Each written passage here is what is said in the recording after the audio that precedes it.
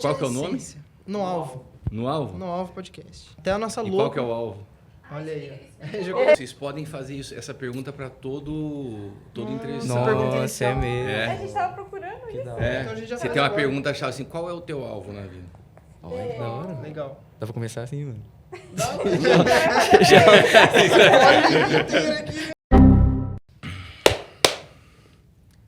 No Alvo Podcast. Nossa, viajei. Vamos lá. Ninguém viu. Sim, Isso é legal. O cara fala bem, né, velho?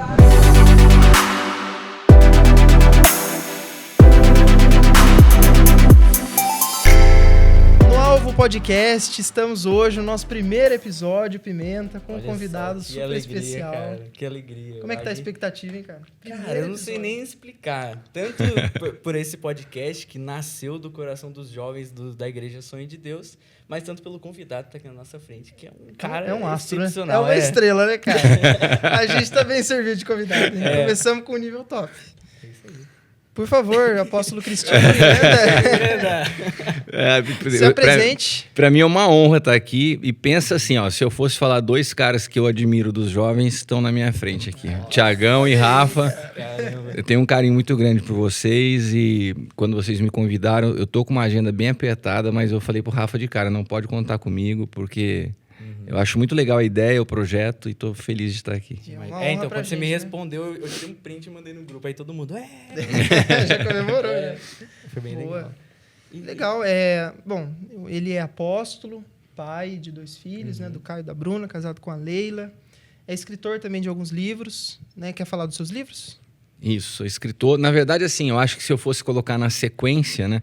Eu sou engenheiro civil de formação, foi onde eu tive mais tempo da minha vida, foi na engenharia. Daí, nesse processo de transição, foi sendo gradativo e hoje, de fato, o ministério ocupa a maior parte da minha vida. E dentro do contexto ministerial, a ênfase no cuidado de pastores tomou uma parte significativa nos últimos 10 anos.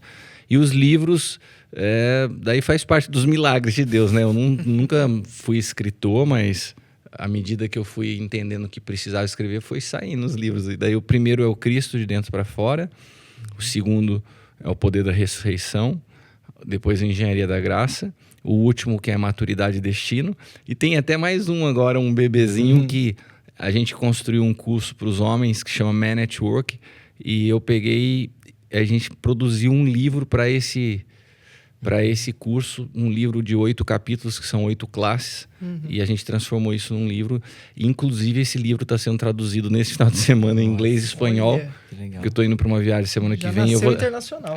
Esse Legal. livro nasceu, cara, antes dos outros, porque, inclusive, eu vou dar o treinamento do Man at Work no Japão e nos Estados Unidos nessa viagem. Então, é um curso que, assim, eu estou bem animado com os resultados que eu vi da primeira turma, sabe? Bacana. Normalmente um livro, né, eu não entendo tanto, mas normalmente ele sai numa língua, né, em português, aí tem uma validação para ver se o livro é top mesmo.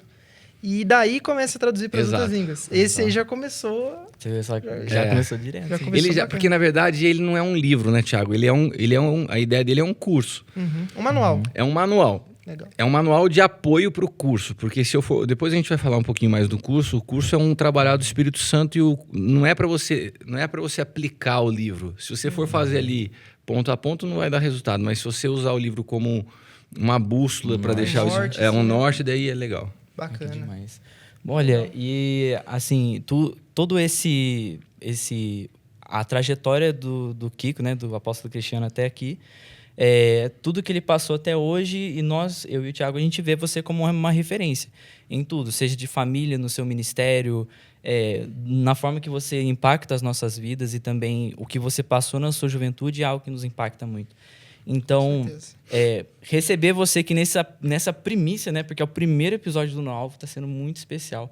Bem. Aí eu queria pedir pro meu amigo Thiago para ele ligar o celular dele, para eu também ter O cara já se perdeu. Pra você ter um alvo, né? Eu tenho um alvo. É muito importante isso. Pergunta que não quer calar. Ele é o apóstolo Cristiano Miranda. É. Mas tem gente que chama ele de Kiko. Por que Kiko?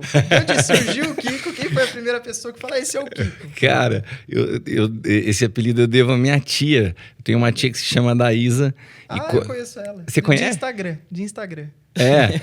Ela é uma... Inclusive, Thiago, ela é uma pessoa muito politizada, trabalhou muito tempo na parte dos governos Alckmin, na parte social e tal. Bacana. Ela é assistente social, uma profissional incrível. E sabe daquelas tias que você tem, a mais brincalhona, a que mais... Quando a gente ganhava presente de Natal, eu me lembro dos brinquedos, assim, ninguém queria brincar. Ela era a tia que sentava junto para brincar com a gente.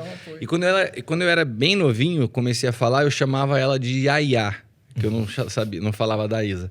Daí não sei se ela quis se vingar, e ela pegou e me chamou de Kiko. Mas não tinha nada a ver, né? Mas só que ficou na família, e daí foi crescendo assim, até eu entrar na faculdade de engenharia, que mudou o ambiente. Eu fui fazer faculdade em Campinas, todo mundo só me chamava de Kiko. E não teve nada assim. Foi muito antes. Thiago, foi muito antes do Chaves, né? Olha isso! Olha só. Tá entregando a idade, o apóstolo com seus 32 anos aqui do nosso lado. Olha só. Fala sério, eu achei que tinha sido coisa do pastor Mas, Rio. cara, Pastor Rio de verdade, eu acho que essa pergunta nunca ninguém tinha me feito. Olha aí. Então, porque tá todo mundo tão acostumado. Né? Já tá tão impregnado. Já virou, entendeu? Nossa, mas é isso aí. Vou até falar pra minha tia assistir esse episódio. Legal, manda pra ela. Manda Já pra fica ela. com o convite. Abraço Como que é o nome da tia mesmo? A da Isa. A Da Isa, fica o convite aqui, então, pra você... Não, ela tem que ver primeiro, né? Ela tem que ver, cara. Então já tá convidada, né? Faz esse sentido. corte, manda Faz pra um ela. corte, manda pra ela. Veja fazer da isso. Isa. Marca ela no story Surgimento depois. do apelido. Fazer um corte. É isso aí. Cara, vamos começar do começo? Vamos começar do começo, então? Qual que é o começo? Então tá bom, Infância, adolescência. Como é que foi a sua infância? Você se considera assim uma criança que foi feliz? Passou por momentos difíceis? Como é que eram os amigos? Quem é o Cristiano com 7 anos de idade? Eu acho assim que com relação à minha infância, eu posso dizer, se é possível dizer isso, acho que foi uma infância perfeita, sabe? Eu não tenho marcas nenhuma, cresci num ambiente assim de muito amor, nunca vi meu pai e minha mãe tendo nenhum tipo de discussão, palavra mais alta, sempre foi um ambiente de muito amor. Minha família não era evangélica, mas meus pais eram católicos e assim tinham muita fé. Meu pai trabalhava muito, né? Então basicamente assim o dia a dia dentro de casa era com a minha mãe, né? Ela sempre muito preocupada, cuidadosa, e meu pai é aquele cara que chegava assim do trabalho e só ele chegar já impunha respeito. Se você fizer bagunça eu vou contar pro seu pai. e sempre teve muito esse respeito, esse ambiente, mas sempre, cara, muito muito tranquilo, sabe? Eu morei assim grande parte da minha infância na cidade de São Paulo. Meu pai tinha uma construtora lá e a gente vinha final de semana para Taubaté. Então sempre ligado aqui, mas morava lá, mas assim, tudo muito muito especial. Só tenho boas memórias, não tenho nada de... Esse é o ideal, né? Se todo mundo tivesse realmente puxa vida. A gente se sente até privilegiado, né? Eu também não posso reclamar da minha infância. Graças a Deus, nasci numa família unida, né? Logo cedo a igreja também já deu um apoio grande, né? E isso é... Nossa, isso faz muita diferença. A ideia é a gente conseguir ser uma igreja que começa a criar famílias assim, que todos, se alcance a todos. Você sabe que eu voltei a ministrar a célula, né? E essa semana eu dei uma matéria na célula e eu comecei a falar sobre a estrutura familiar. E estava falando sobre isso, que quando você tem esse modelo... Porque a família, ela nasce em Deus. E quem concebeu o modelo de família foi Deus. Então, Deus estabeleceu um pai, uma mãe, filhos, o ambiente de desenvolvimento. E tudo isso, quando acontece dentro do desenho de Deus, produz pessoas estáveis, equilibradas emocionalmente. Sim. Então, assim, quando a gente entrar nas outras partes da minha vida, de tudo que eu já passei, eu acho que a estrutura emocional para suportar as situações vem desde dessa fase de uma estrutura emocional bem formada em virtude da família que eu tive. A sua família, ela não era cristã evangélica, então? Não, mas assim, vivia como se fosse, porque meu pai, eu nunca vi meu pai envolvido com pornografia. Meu pai, ele dava curso de casais na igreja católica. Meus pais, eles tinham os princípios cristãos muito fortes, muito fortes. Eu não me lembro nunca na minha vida de ter dobrado meu joelho para rezar. Eu sempre orei. É engraçado, eu sempre orei, sempre falei com Deus. A minha vida com Deus, ela começa muito antes do contexto da igreja evangélica, né? assim, eu sempre tive muito forte em mim o temor a Deus, que foi algo que eu recebi principalmente da minha mãe, né? Eu acho que isso tem tudo a ver. Eu não consigo. Eu gosto de política, eu preciso falar de política. Preciso falar de política. Não dá. Isso aí tem tudo a ver, eu acho, com a moral cristã. Existe uma moralidade na nossa sociedade que é cristã. Né? E o que alguns grupos tentam fazer, assim, ainda de que maneira velada, né? É destruir essa moral. Então, mesmo ele não sendo de igreja, de frequentar tanto, né? Existia uma moral. E hoje ela é ameaçada, né? Mas para você ver quão importante é essa moral, né? De princípios e valores bem estabelecidos formam homens fortes, né? E com certeza é o que se manifesta como a única resposta quando tudo dá errado. Você vê, por exemplo, o que está acontecendo no Rio Grande do Sul. Qual que é a grande força de transformação nesse momento? Não está no governo, não está no Estado. Está na manifestação prática do cristianismo. Total. Né? Total. Porque se você tirar isso também você vê o pior do homem. O homem sem Deus, o que ele manifesta nesse momento? Agora, o que está produzindo de fato esperança para aquele povo são os cristãos. Né? De toda a força está nisso. Né? Chegando na igreja, você já vê o templo menor, né? Cheio de coisa, cara. E você imagina que são várias igrejas fazendo isso. No momento em que o calo aperta, é a igreja que está lá. Isso é um fato. Né? Só que a igreja está sempre. Né? As igrejas fazem esse papel social sempre. Porque isso é o cristianismo, é a essência. Né? Agora, eu estava até ouvindo essa semana na rádio, na Jovem Pan, eles convidaram aquele pastor Rodrigo Silva, que é adventista, e ele falou uma coisa que eu concordo muito. Quando você fala em obra social, você tem que pensar, primeiro, o porquê você está fazendo, com qual intenção você está fazendo. Né? Isso é muito importante, porque assim, não tem muita diferença da fé cristã evangélica para o kardecismo se o alvo daquilo que você está fazendo visa a compensação de alguma coisa que não está bem com você. Né? Se o teu alvo de fato é servir, a gente está falando de um fundamento cristão daquilo que nós cremos. Se a sua ideia, de repente, é cumprir um papel social, já não tem muito o aspecto da fé cristã. Porque o social pelo social não é a base. A nossa base sempre está no amor. Então, se não tem a evidência do amor, as nossas obras são mortas, né? Então, isso também tem que... É a salvação pela fé, não pelas obras, né? Então, é basicamente isso. E, assim... você trouxe essa questão do Rio Grande do Sul, que é super importante, né?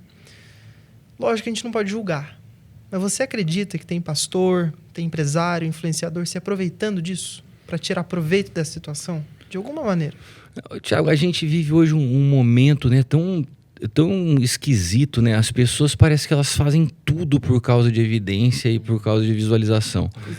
Na verdade não é nem esquisito, porque a gente sabe que tudo isso acaba se convertendo em dinheiro. Então dá para você entender, né? Quanto mais você tem hoje de seguidores, você tem a possibilidade de monetizar esses seguidores que você possui. Então as pessoas usam de tudo para isso. Não tem como você falou, não tem como medir. Por isso que a gente fala assim, quem faz, faça. Sonda o teu coração porque está fazendo. Não tem como você avaliar a intenção de cada um. Mas com certeza no meio disso tudo deve ter pessoas com outras intenções, né? Infelizmente. E chega a ser uma maldade, cara, muito grande. Porque é um momento de tragédia tão grande. A pessoa pensando em si mesma, né? Uma coisa delicada, cara. Delicada. Você falou do Man at Work, né? O seu curso aí. Como é que é a questão de você... Além de cuidar de pastores, né? Que é o projeto do Aljava. Como é que é a questão de cuidar com o homem em si? Somos 3 homens aqui. Tem algumas meninas na plateia. Atrás das câmeras. Mas assim, o que é o homem em si? Qual que é o maior problema que o homem enfrenta, que os homens enfrentam? O que o homem tem assim que gera tantos problemas?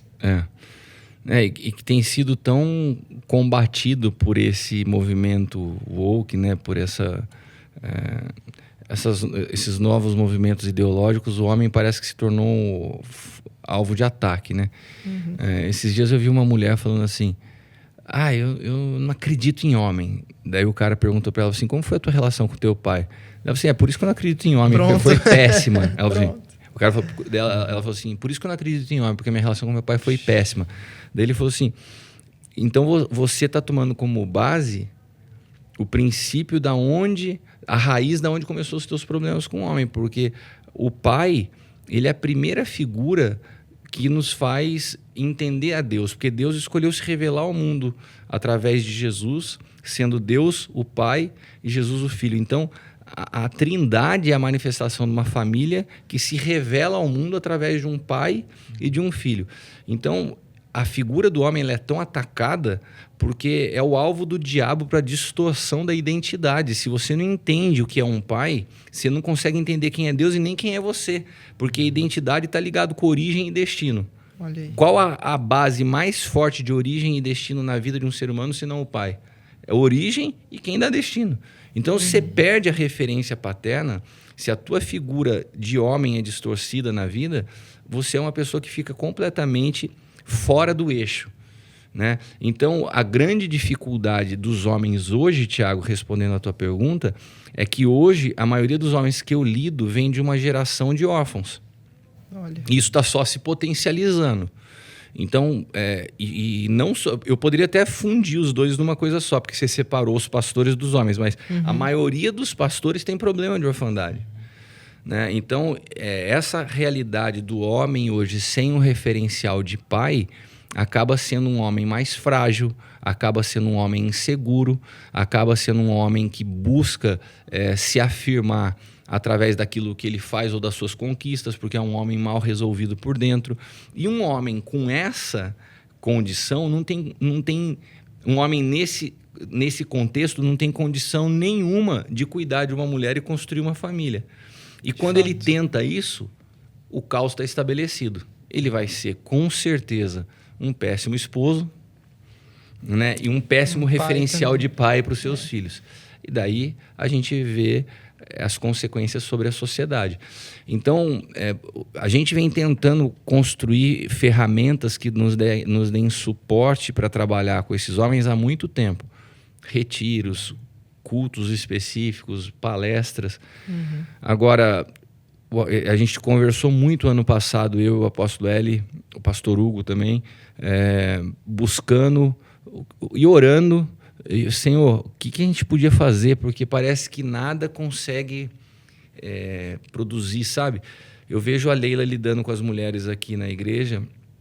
Para quem está assistindo e não conhece, a Leila é minha esposa. Ela é a líder das mulheres. Eu vejo todo o trabalho com as mulheres flui mais fácil, as mulheres parecem que amadurecem mais rápido, mas os homens sempre essa dificuldade. É mais empacado, né? Um processo mais árduo. Mais difícil. E daí... O senhor conversando até com o Hugo, teve a ideia de fazer um curso. E daí eu peguei e falei, beleza, eu vou me debruçar nisso. E eu separei uma semana para eu estar orando e buscando a Deus. E Deus me deu as 8 palavras. Que legal. E daí me deu o desenho do curso. Falou, você faz 8 semanas. Tinha até um aspecto profético, porque o 8 simboliza novos começos. A ideia era que eles terminassem e pudessem começar uma nova vida. E daí Deus me deu as palavras e é um treinamento profundo. Então eram quase 3 horas e meia de curso a cada segunda-feira. A gente fez uma turma piloto e, eu fiquei impactado. Assim, nas 2 primeiras aulas, eu já tinha mulher que me chamava e falou assim, apóstolo, o que está acontecendo com meu marido? O que você está fazendo? Olha que legal, cara. Olha assim, mas de verdade. Isso é transformação. Foi transformação. Os testemunhos... Traz um impacto na família. Não, impacto na família, impacto nos filhos. Os próprios homens. No trabalho, né? De postura, de vida. E a base, se eu falar para vocês a base do curso que é uma viagem ao retorno da identidade que esse homem perdeu em Cristo. Tudo está nele. Então não adianta você ter um livro e aplicar esse livro como se fosse uma fórmula mágica, porque a base é assim, você constrói um ambiente onde Cristo é o centro de tudo, onde tudo volta nele, e você vai levando os homens a se verem nesse cenário. Então hoje um trabalho assim, para você ter uma ideia, foi o que se falou no início. De todos os livros, eu nunca vi acontecer isso com esse livro. Nesse momento, a gente está concluindo a tradução correndo para eu aplicar esse curso no Japão e nos Estados Unidos. Eu vou passar um dia inteiro numa cidade... Olha só, a minha jornada, a minha saga começa quarta-feira. Eu não vou falar dia porque eu não sei quando que vai ser, mas eu saio numa quarta-feira do Brasil. Levam 2 dias para eu chegar no Japão. Nossa, no avião? Você- Meu Deus Nossa, do céu, cara. É, Eu não faz uma escala. Nossa, dias. E dois chega, dias. vocês estão outro dia você lá. tá convidado, Thiago. O dia que vocês quiserem ir, Caramba! É um eu desafio, quero começar cara. a levar gente comigo. Agora tem já um caminho construído. As bases estão postas. que né? Oi, cara. A gente tá à disposição, né? A gente tem que ver se a gente tá à disposição financeira, né, cara? Pelo amor de Deus. Mas, Tá legal. mas olha só como que é. Quarta-feira eu saio daqui, daí eu chego na sexta no Japão. Daí eu chego sexta, né, moído de cansado. Lá na igreja do... Não, eu chego na cidade do Roberto, eu Do chego Roberto. em Tóquio, Sim. daí vou com o Roberto até a casa dele, daí a gente dorme lá, no dia seguinte eu viajo para uma cidade que chama Minami Alpe. Nossa, Essa- os nomes lá são estrombólicos. Eu já não vou lembrar de nenhum outro, eu só lembro desse. Olha. É perto do Monte Fuji, na região lá. Nossa, que da Daí eu viajo para lá e fico sábado e domingo ministrando numa igreja lá do pastor Luiz Carlos, que é um filho também, caminha com a gente no aljava. Inclusive Legal. eu faço um aljava de manhã lá no sábado, com pastores e líderes, daí ministro à noite. À noite a gente vai ter a aplicação do Man Network com eles lá. Legal. Daí domingo eu prego de manhã à noite na igreja, daí viajo de lá, volto, eu tenho 2 dias com o Felipe e com a Mieco. O Felipe e a Mieco sim. são os filhos do Roberto, né? O Felipe que se casou. O Felipe é um filho meu, ficou na minha casa. Um abraço pra ele, inclusive, é um amigo meu muito É. querido. Aí, pô. Ele é muito gente fina. Daí eu tenho um trabalho com eles, eu tô cuidando deles na formação deles do casamento, tudo. Daí depois eu saio, vou para a cidade da igreja onde está o sonho de Deus lá. Sim. Daí lá vou aplicar o Man Network com os homens lá. Daí eu ministro de manhã lá, à noite lá. Daí domingo eu vou para Tóquio. Legal. Daí domingo eu vou para Tóquio numa igreja japonesa lá em Tóquio. Daí segunda eu acordo já em Tóquio e viajo para os Estados Unidos. Eu chego em Boston e pego um voo. Boston é na costa leste, perto Sim. de Nova York. É um pouquinho acima, né? Pelo É na mapa, costa leste, mas pro alto, né? Sim, sim. Daí eu pego um voo. No dia eu chego segunda à noite. Eu pego um voo terça de manhã para Spokane, que é lá perto da Califórnia, na costa oeste, dá 6 horas de voo. Nossa, vai mudar tudo. Viro tudo. Eu chego em Boston e vou para lá. E os Estados Unidos é gigante. né? Gigante. Daí eu chego lá eu tenho um grupo do Aljava dos americanos que eu cuido há mais de 5 anos. Que incrível. Né? Daí eu vou estar. Só que eu cuido. Olha só, eu cuido deles há mais de 5 anos e nunca tive com eles pessoalmente. São todos americanos. Vai ser a primeira vez? É tudo é online? Toda Não, semana eu faço pelo Zoom, trabalho com eles. Só homens. Que bacana. E daí eles alugaram um espaço lá perto de um lago. Eu vou ministrar o Man Network com eles lá um dia inteiro. Vai ser na quarta-feira inteirinha. Daí eu vou ter na quinta um tempo com a família do Adriano, que é a base que começou a Aljava lá. E daí já viajo à noite da quinta-feira de volta para Boston. Quando eu chego em Boston, vocês lembram do apóstolo William, que teve aqui na conferência Aljava? Daí eu vou na igreja dele numa conferência de homens. Olha só. Fico sexta, sábado e domingo numa conferência de homens, ministrando lá. E daí na segunda-feira eu volto pro Brasil. Ou seja, pra colocar uma arada na linha mesmo. Então, Japonês, mas você tá vendo- americano. mas o que eu tô querendo colocar com isso, olha só a jornada Japão, Estados Unidos, eu creio do que eu falei aqui, 70%, Thiago, é cuidando de homens. E o que eu vou ministrar lá? Aquilo que eu tenho falado continuamente aqui, as mesmas coisas. Né? Identidade, paternidade, né? São as bases do que você, de fato, produz transformação na vida de um homem. Né? E, Kiko, eu tô na universidade hoje, né? Eu faço publicidade e propaganda. O Thiago faz lá na mesma faculdade, só que faz direito. Faz direito. Aí, cara, é muito nítido você ver o quanto as pessoas na universidade hoje, o quanto elas carecem dessa posição do pai, dessa posição do cara, homem. Demais. E isso é nítido. E as pessoas, porque não é somente a questão do pai, eu acredito, mas a responsabilidade do homem. Tipo assim, de assumir coisas que a tradição, eles dizem, que eles são tudo que é tradição, eles são contra. Que a tradição... É contra a moral que eu falei. É, a moral que a cristã. tradição constrói como o homem sendo o cabeça, como o homem sendo o sacerdote. Isso foi desconstruído. E até, tipo, não falando da questão do pai, mas isso é totalmente abalado na faculdade. É bizarro. Cara, bizarro. a Mas no meu gente, na curso de verdade, comunicação. eu acho que você vai concordar. A gente vê... É pesado isso, mas a gente vê uma geração de homens fracos. É? Homens fracos. Homens frágeis, É porque, na verdade, tudo isso que eles apregoam acaba sendo um tiro no próprio pé. Porque você vê o que eles estão se tornando, é isso que você falou. É o maior índice de pessoas com depressão, com crise de ansiedade. Porque quando o homem sai do desenho que Deus criou, porque ele acha que não é legal, porque é uma tradição, ele só vai se dar mal, entendeu? Como isso é nítido, né, cara? É nítido. Tá É na muito frente. visível. Eu tô vendo muito isso na célula. A célula que eu tô dando já tem umas 50 pessoas. Nossa. Olha. Cara, mas é impressionante. As 50 nunca tiveram juntas, assim. Já tem 50 pessoas no grupo, mas a cada semana tem umas 25 ou 30. Sabe? Daí um falta, outro vai, mas tem um grupo de 50. Cara, eu comecei falando, eu só falo de Cristo, de identidade, essas coisas na célula. Eu já tive experiências na célula de pessoas que terminaram relacionamentos de 4 anos porque viram que estava fora do desenho de Deus. Isso Eu já é tive... difícil, hein? Todas as pessoas que estão lá já aceitaram Jesus. Já estão vindo na igreja. Domingo já tinha uma renca aí. Porque quando eles vão vendo... Até teve um cara lá que falou assim... eu nunca imaginei que eu pudesse ter uma relação legal com um pastor. Falou para a dona da casa assim, pô, eu tô achando o Cristo tão legal, não sei o quê. Porque eles criam um monte de Estereótipo, né? estereótipo, cara. E estão sendo transformados por aquilo que eles ficavam todos receosos, né? Eles nem sabem que eles precisam. E o que ele falou é uma coisa super legal. Ele tá trazendo aqui esses assuntos, né, de paternidade, de saber de identidade, de tratamento com homens, de orfandade. A referência que um não cristão tem do pastor é um cara de terno, com uma Bíblia embaixo do braço, falando em línguas estranhas e pegando o dízimo dos outros.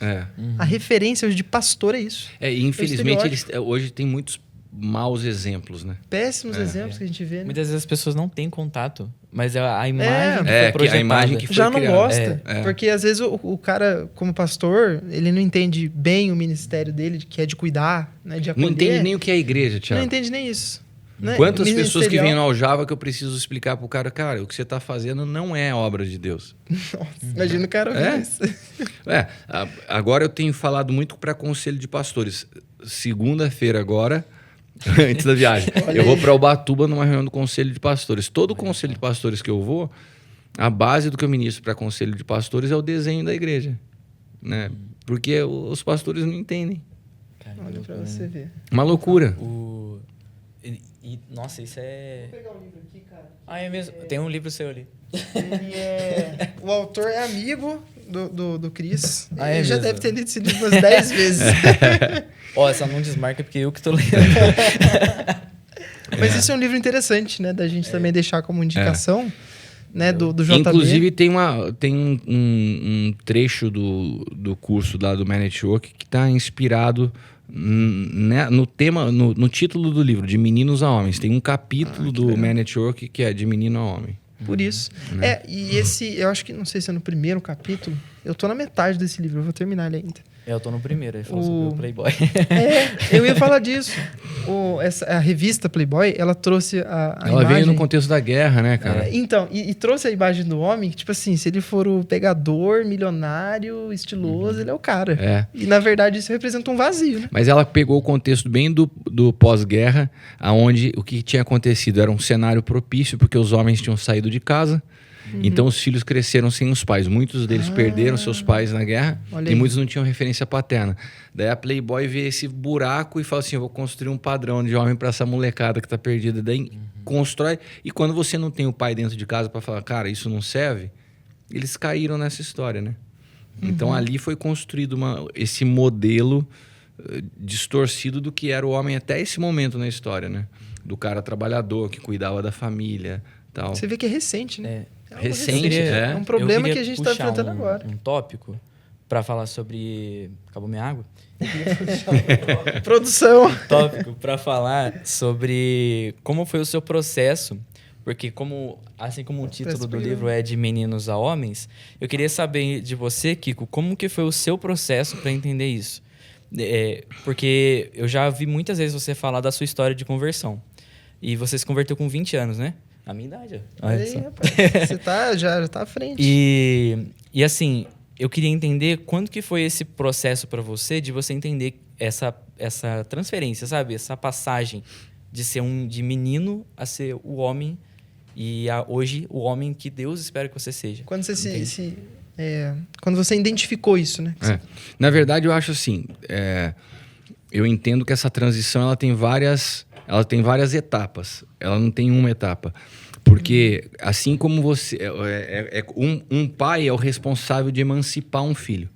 Então, por exemplo, isso no caso do judeu, ministerialmente Jesus inicia aos 30 anos porque ele cumpriu a lei. A lei dizia isso, então ele tinha que começar com 30 anos. Então, todo pai é responsável por emancipar um filho. Mas esse processo de emancipação ele tem várias fases. Então, se você tem um pai presente na tua vida, desde quando você aprende a andar de bicicleta sem rodinha, quando você aprende a dirigir um carro, quando você vai fazer faculdade, você vai cumprindo algumas etapas de emancipação, porque é um processo de amadurecimento gradativo, não vira uma fichinha da noite pro dia. Eu vejo isso de forma muito nítida com o Caio, com o meu filho. O Caio está exatamente com a idade que eu me converti. Olha. Então ele vem numa construção. Eu tenho até uma metodologia com o Caio que não é muito usual dentro do meio cristão, porque a maioria dos pastores eles criam filhos para serem o selo do ministério. Então eles criam o filho para estar sentado no primeiro banco e mostrar, olha como a nossa família é uma família perfeita. Tipo assim, deu certo. A validação, olha, exatamente. Só que por trás disso você vê um monte de criança, um monte de filho de pastor revoltado com a igreja, com o pastor, porque não quer ser, vive uma hipocrisia. Dentro da igreja é uma coisa e na escola é outra coisa. Pode ter certeza que tem gente assistindo aqui que sabe o que eu estou falando e dentro da igreja tem gente assim. E o que eu sempre falei para o Caio e para a Bruna é o seguinte, eu quero que vocês sejam a mesma pessoa. Vocês podem ir nos seus crentes mais radicais, mas a hora que vocês tiverem a experiência de vocês, que não tem jeito de vocês escapar, vai ser a experiência de vocês. Vocês não vão surfar minha onda. No mínimo verdadeiros, né? No mínimo, não. Era a grande exigência. Vocês têm que ser de verdade. Legal, isso. Muito bom. Tem que ser de verdade. Então, eu nunca tive expectativa de formar um pastorzinho dentro de casa. A minha expectativa sempre que eu sei quem são os dois. Eu sabia exatamente as fases que o Caio não estava legal na vida dele com Deus, da Bruna. Eu sabia, porque era a mesma coisa. Né? Então, quando você tem a verdade e você tem uma família estruturada, né? Porque você vai como pai, como balizador. Opa, aqui não vai passar muito. Cara, não tem jeito. Né? A Bíblia fala, ensina o menino no caminho que deve andar e quando ele crescer, ele não vai esquecer dele. Né? Crendo no Senhor Jesus vai ser salvo tu e tua casa, é uma promessa, isso é uma realidade. Uma família estruturada em Cristo, os filhos não vão se perder. A perda está na incoerência dos pais, quando aquilo que eu ensino não é o que eu vivo. Daí lascou. Aí é um ponto importante. Daí não funciona. Mas então, voltando, as perguntas de vocês eu já imaginava, são perguntas sempre muito inteligentes. Aqui é no alvo, eu sei que eu tô com caras inteligentes. Não é aqui. meia boca aqui, não. cara. Não, brincadeira. Não, mas é porque são assuntos profundos. Né? Então, assim, então eu vejo esse processo, por exemplo, quando eu falo com o Caio de namoro, de corte, né? É um momento que eu percebo um amadurecimento. Quando eu troco com todas as bases na vida dele e falo assim, cara, quando você escolhe alguém para você passar o resto da sua vida, é uma decisão muito séria. Então você não escolhe por sentimento, você escolhe de forma consciente. E o sentimento ele vai crescendo à medida daquilo que você escolheu vai se confirmando. Então você vai admirando a pessoa. Né? Eu falei para ele, cara, eu tô hoje, esse ano eu completo 25 anos de casado com a Leila, 28 anos que eu tô com ela, né? Entre namoro, noivado e casamento. Então, e teve um momento que eu percebi, sabe? O Caio parando para me ouvir, entendendo e amadurecendo nesse sentido de fazer escolhas, assim, bem maduras. Então, hoje, eu tô até na movimentação dele profissional, como ele tá conduzindo a vida dele, eu já percebo uma base muito mais sólida para ele dar um passo de um casamento e ser um homem responsável como homem nas tomadas de decisão. Porque você vai ensinando, né? Ó, você fez isso, você vai honrar aqui. Você vai... Então, um homem é o que forma outro homem. É um homem que afirma outro homem. Foi o pai que virou para o filho e falou assim, ó, esse é o meu filho amado que me comprado. Você precisa da voz de um pai te afirmando. Quando falta isso, o homem fica meio sempre inseguro. Né? Então, eu tenho alguns momentos na minha vida, que você falou que de virar a chave, eu tenho alguns momentos na minha vida que chamam a atenção.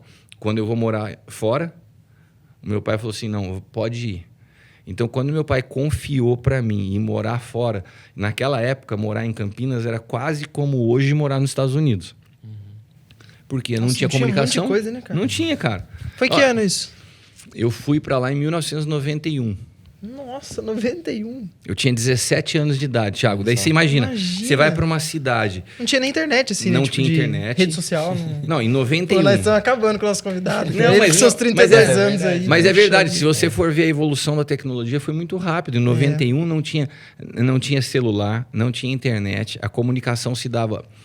Ou você tinha que ligar de orelhão, porque ter um telefone fixo na casa já era uma coisa... E ainda mais que eu morava em república, as repúblicas em Campinas, morava eu mais 2 caras, que tinham telefone e era considerada república de playboy, porque os caras conseguiam pagar o aluguel, que se alugava a linha telefônica. Isso aí não é nem perto da época de vocês. Caramba. Mas assim, então você imagina que a comunicação era muito complexa, né? Você só via notícia por televisão e jornal. Então, nessa época, o fato de eu ter ido para lá foi uma grande confiança que o meu pai me deu. Tanto que eu me formei em 5 anos. Eu entrei com 17. Cara, um menino. É engenharia 5 anos, né? Mas a minha era período integral. Depois eu passei 2 anos no integral, cumpri a maioria das cargas horárias e transferi no terceiro para a noite para eu conseguir trabalhar durante o dia. Nossa. Então eu me formei em 5 anos. E os caras que moravam comigo no apartamento se formaram em 8, 10. Nossa. De tanto que os caras repetiram. Nossa. Então, assim... Eu já fui para lá com uma consciência seguinte, eu não era crente ainda, mas com uma consciência assim, pô, eu vou sair, vou fazer as coisas que eu fazia, bagunçava e tal, mas eu não posso pisar na bola com meu pai. Então, a responsabilidade, quando eu me mudei, foi um ponto muito forte, né? Daí, o segundo ponto muito forte, que, na verdade, esse texto da Bíblia... que Paulo fala assim, quando eu era menino, pensava como menino, agia como menino, e quando eu cheguei a ser homem, deixei as coisas de menino, Paulo está falando não de um amadurecimento normal, ele está falando do encontro dele com Cristo, porque Paulo já era um homem maduro, ele era um fariseu, mas ele agia como um moleque quando ele matava alguém achando que estava agradando a Deus, concorda? Era uma atitude insana. Então ele fala que ele chegou a ser homem quando ele conheceu a Cristo. Então, se eu for usar o mesmo paralelo na minha vida, eu tenho um processo de amadurecimento que vai acontecendo de forma natural, eu vou assumindo mais responsabilidades, me mudando para fora, mas no último ano da faculdade eu tive meu encontro com Cristo. Daí, cara, foi... Nossa, eu me emociono de lembrar porque foi muito radical. Se converter naquela época era muito diferente de hoje. Caramba. Né? Muito, porque... Lá em Campinas, porque você não era bem visto na sociedade, nem pelos seus amigos. Então, assim, você imagina, eu saía toda semana... Eu nunca usei droga por consciência também. Mas, assim, bebia, ficava, ia em balada e tal. Cara, eu fui num culto numa igreja, chamava Igreja Nazareno, em Campinas, entreguei minha vida a Jesus chorando umas 20 vezes. Daí, toda semana eu ia no culto e no mesmo culto eu aceitava Jesus. Nossa! E daí, eu tinha que passar pelo bar, que era o esquenta antes da balada. Nem sei se é essa linguagem que vocês usam, mas na minha época era assim, ó, você fazia o esquenta. A gente não sabe, né? A gente não sabe, né? Nós não sabemos, né, cara? Pelo amor de Deus. Graças a Deus, a gente não sabe. Então, mas a galera dessa época que faz, não sei se é isso. Mas tinha sempre o esquenta. Você ia para um lugar antes da festa principal, né? Imagina. Ah, sim, o esquenta. E lá em Campinas tinha um bar que chamava Bar do Furlan, que era onde a galera tomava tradicional, cerveja. Né? Tradicional. Certo. Que nem o Pinguim em Ribeirão Preto era do Furlan, lá em Campinas. E todo mundo bebia lá, se encontrava para ver qual a festa da noite, de lá ia. E esse Bar do Furlan era 2 esquinas da minha casa. Então eu morava no olho do furacão. A tentação. E para eu ir na igreja, que era a igreja do Nazareno, eu tinha que passar pelo Bar do Furlan. Cara, quando eu me converti, eu passava por lá, os caras falaram, você não vai ficar aí... Daí eu disfarçava e tal, mas eu ia sem Bíblia. E não tinha Bíblia no celular, não tinha celular. Não tinha, tipo... Cara, depois da 3ª, 4ª semana, eu falei, sabe de uma coisa? Não vou mais pegar, eu já ia com a Bíblia. Onde você está indo? Vai estudar? Daí eu ia com a Bíblia embaixo do braço, mas não falava que estava indo para a igreja. Mas foi sendo uma transformação tão forte, cara, que daí eu parei de beber, eu conversava com as pessoas, já não falava mais palavrão. Olha. Daí eu ia jogar bola, eu era um cara, eu brigava muito quando eu jogava bola. Daí, de repente, eu não brigava mais, os caras falavam, o que aconteceu? Daí eu fui cair, assim, de tentar falar de boa, explicar, eu falei, tive uma experiência com Deus. E os caras, virou pastor. Nossa. Daí, cara, daí era só zoação. Nossa, chato, e eu né? perdi meus amigos todos. Eu não conseguia mais conviver com eles, porque eles só zoavam. Você se afastou? Não Ou dava. eles Não foram? dava. E você morava em República? Morava. Mas assim, eu me afastei não só lá, porque às vezes eu vinha final de semana para Taubaté. Uhum. E em Taubaté também não dava mais, porque eu não saía mais. E daí o negócio vai correndo, o Kiko virou crente, Nossa. Um tempão. E eu não me identificava com o perfil das pessoas da igreja naquela época. Porque já era imagina, há 30 anos atrás, mais religioso do que hoje. Nossa, verdade. Né? Então, eu era um cara que estava na faculdade. Eu cheguei na igreja, o pessoal falou, você tem que parar faculdade porque Jesus está voltando, você tem um chamado, você vai ser pastor. O anticristo aí. Os caras não queriam que eu estudasse mais. Eu ouvi isso muitas vezes. Você tem um chamado na sua vida, para a faculdade. E daí, assim, eu sabia que não tinha mais volta a minha experiência com Jesus. Mas até viver o que a gente vive hoje como igreja, Thiago e Rafa, e todo mundo que tá vendo. Façam perguntas, Cara, gente, por Eu ia favor. falar uma pergunta Cara, eu agora. vou falar pra você, foi um filme. Mas então, assim, esse momento de encontro com Jesus, pra mim é o momento que você de fato vira homem. Né? Porque ali a mente de Cristo vai sendo formada. Eu não precisei mais de ninguém falar pra mim se é certo ou errado. Se você tem um encontro real com Cristo, você é transformado. Aproveitando que você estava falando sobre a diferença, né, de antigamente para hoje em dia, eu tenho uma pergunta que eu até falei. Antigamente não, Camila. Fala assim, desses dias atrás para hoje. Nesses tempinhos atrás. Eu até tinha falado pro Pimenta, né, que eu tava com uma pergunta sobre tempo. Veio tempo assim na minha mente depois que eu fui desenvolvendo a pergunta. A gente faz parte de uma igreja apostólica e profética. Eu percebo que é uma característica dessa casa ter esse discernimento de estação e de tempo, né?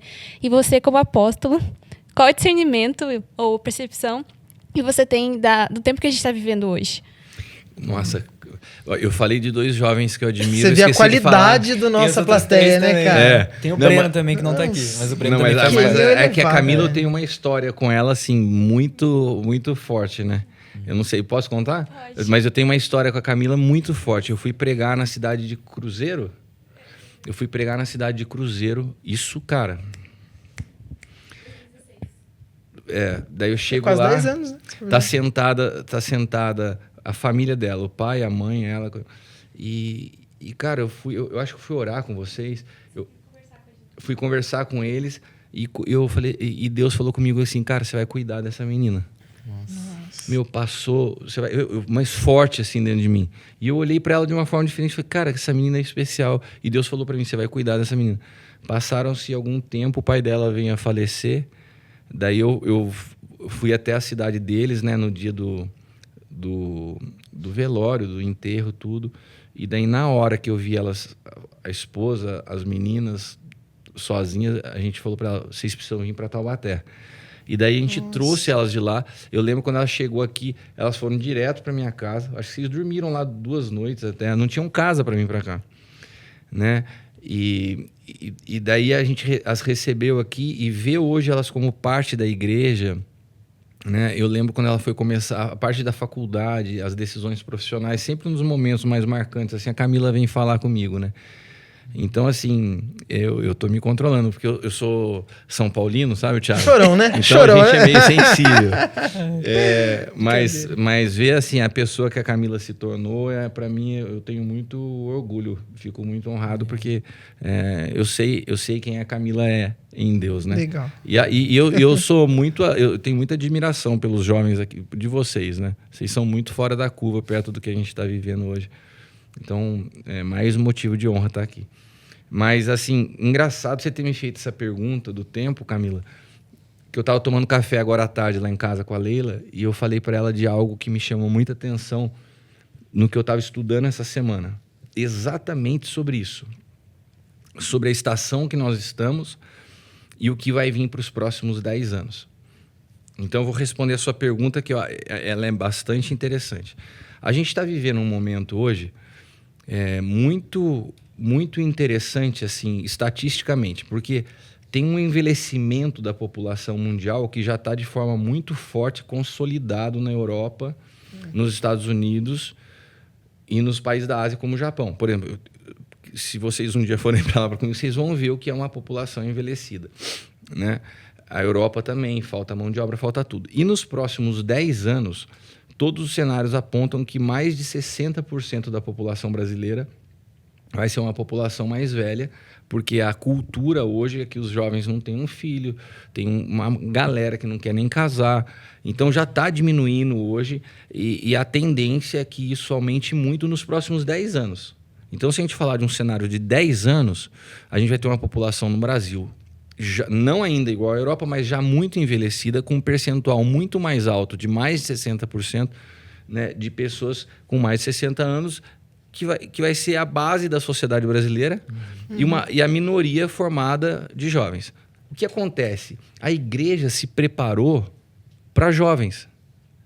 E a igreja meio que desenhou um cenário de música, de estrutura de culto, uma liturgia para jovens, não para as pessoas mais velhas. A igreja não deveria ser assim. Eu creio hoje que o sonho de Deus é uma igreja que ela não tem essa característica de jovens e nem uma característica... É uma igreja, tem tudo. Agora, quando a igreja se volta para o jovem, o que uma igreja faz se ela adota um perfil de jovem, se o perfil da população envelhece? Ou ela muda, ou ela vai perder o seu público, né? Vamos dizer assim. E dentro desse cenário dos próximos 10 anos, o que está acontecendo? Nós estamos vendo surgir agora uma orfandade dos anciãos. Então, por quê? A geração passada, até a de vocês aqui, ela foi preparada para quê? Para ter sucesso. A minha geração, até a minha geração, ainda tinha uma cultura, né? Valorizava-se a vida em família, estar perto dos pais. Bem menos na minha geração, né? Na verdade, a geração dos meus pais, isso era muito forte. Na minha já diminuiu, na de vocês já não tem. Eu vi hoje um outdoor aqui na cidade do Jardim das Nações, dos aprovados. Não é mais aprovado no vestibular. Pega para vocês verem na Avenida Tiradentes ali. Fulano de tal, Alemanha, não sei o que lá, Nova York. Você viu isso? Vi. Cada um. Mas por quê? Isso é uma tendência. Os pais estão valorizando o sucesso, estão preparando os filhos para voar. Isso acontece já nos Estados Unidos. Os caras vão para a faculdade, saem de casa e somem. Então, os pais envelhecem sozinhos. Só que o que acontecia até um passado recente? A expectativa de vida da população girava no máximo até os seus 70 anos. Né? Então, os pais não davam muito trabalho para os filhos, porque quando os filhos estavam mais velhos, os pais morriam. Agora, o que você faz com uma geração onde os pais estão durando mais, estão vivendo mais tempo? Cara, meu pai hoje está voando. Meu pai corre, joga bola, trabalhando, super ativo, né? Eu vejo homens hoje no meio corporativo com 80 e tantos anos, mas super bem, né? Com qualidade de vida. Então, assim, a população está envelhecendo bem, só que os filhos não têm mais cultura de comunhão em família. Eles querem a vida deles. O que está acontecendo? Uma população vivendo de orfandade senil. São os velhos que ficam sozinhos em casa. O Japão, isso já é um problemaço. Um número enorme de pessoas solitárias. Vivem sozinhas na sua casa. A Europa tem muito isso. Estados Unidos, a Flórida está se tornando um centro de envelhecimento para os Estados Unidos. As pessoas envelhecem e vão morar lá por causa de clima, tudo, mas sozinhas. Os filhos não vão ver, Rafa. Por quê? Porque não foram preparados pelos próprios pais para a vida em família. Então, assim, o ano passado a gente perdemos a nossa mãe, né? Mas a minha mãe, ela foi embora cercada de amor. Todo mundo ao lado dela, comendo na mesa. Agora, a gente vai ter que começar a rever nessa geração o que é mais importante. O teu sucesso profissional ou você estar perto de quem você ama? Caramba. Essa é para mim a tua pergunta é muito pertinente. Eu não falei isso em nenhum lugar. É o primeiro lugar que eu estou falando isso. Para mim, é a questão mais importante desses dias. O que é mais importante na tua vida? Ter sucesso ou viver perto de quem você ama? Porque cada vez no mundo globalizado vai ficar fácil você viajar, você ir para fora, você morar longe. Mas e daí? Que sentido faz? Tem uma galera se mudando daqui para os Estados Unidos. Você vai para lá para viver o quê? Nos nichos de brasileiro com novas pessoas que você vai fazer amizade e deixa tudo para trás. Família, amigos. Daí quando você vê... Cara, que sentido tem a vida? Se você não tá com a sua se família... você não tá com as pessoas que você ama. Caramba. Quando a Bíblia fala de honrar pai e mãe, qual é o momento da vida que você pode mais honrar? Quando eles mais precisam de você não tá perto? Você vai pôr um pai e uma mãe no asilo, vai deixar eles envelhecendo sozinhos? Nossa, isso é muito triste. É muito asilo triste. Asilo é um lugar... Cara, é muito triste. Então, eu acho, Camila, que a gente tá... Você tá falando da estação de hoje... É entender, a pergunta que eu faria para esse tempo é o que é mais importante na tua vida, sucesso ou estar com quem você ama? Porque isso vai nortear tudo que você vai fazer daqui para frente. Carreira profissional, as decisões, as escolhas. E, Kiko, você estava falando sobre isso, né? Sobre os idosos estarem sendo abandonados, né? E eu tenho visto muito isso na faculdade. A gente tem discutido bastante sobre essa fase da vida, né? Como eles estão tão vulneráveis. E eu tenho percebido, assim, que na minha geração... tem sido construído esse anti-envelhecimento, né? Não envelheça de jeito nenhum. E aí cria esse preconceito contra as pessoas idosas e tudo mais. E eu até percebi algumas coisas em mim que eu falei, nossa, eu não acredito que eu estava enxergando dessa maneira, né? E você falar isso tá muito pontual. Porque eu via, assim, por exemplo, evitar envelhecer, né? Eu fazia aniversário, já estava ficando triste. Falei, gente, mas eu sou super jovem, eu só tenho 20 anos e já estava tipo, meu Deus, tô atrasada. Então, assim, eu percebi que isso...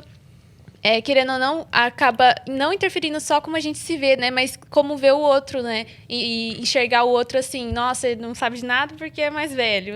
Na verdade, eu tô completamente ao contrário. A gente precisa dos anciões, né? Porque eles têm a sabedoria que vai alinhar a gente ali. Outra característica dessa geração é a primeira geração da história que não tem transferência de conhecimento. O mundo sempre evoluiu de um conhecimento transferido de uma geração para outra. E você tocou num ponto que é verdade, né? Isso é demonstrado nessas pesquisas.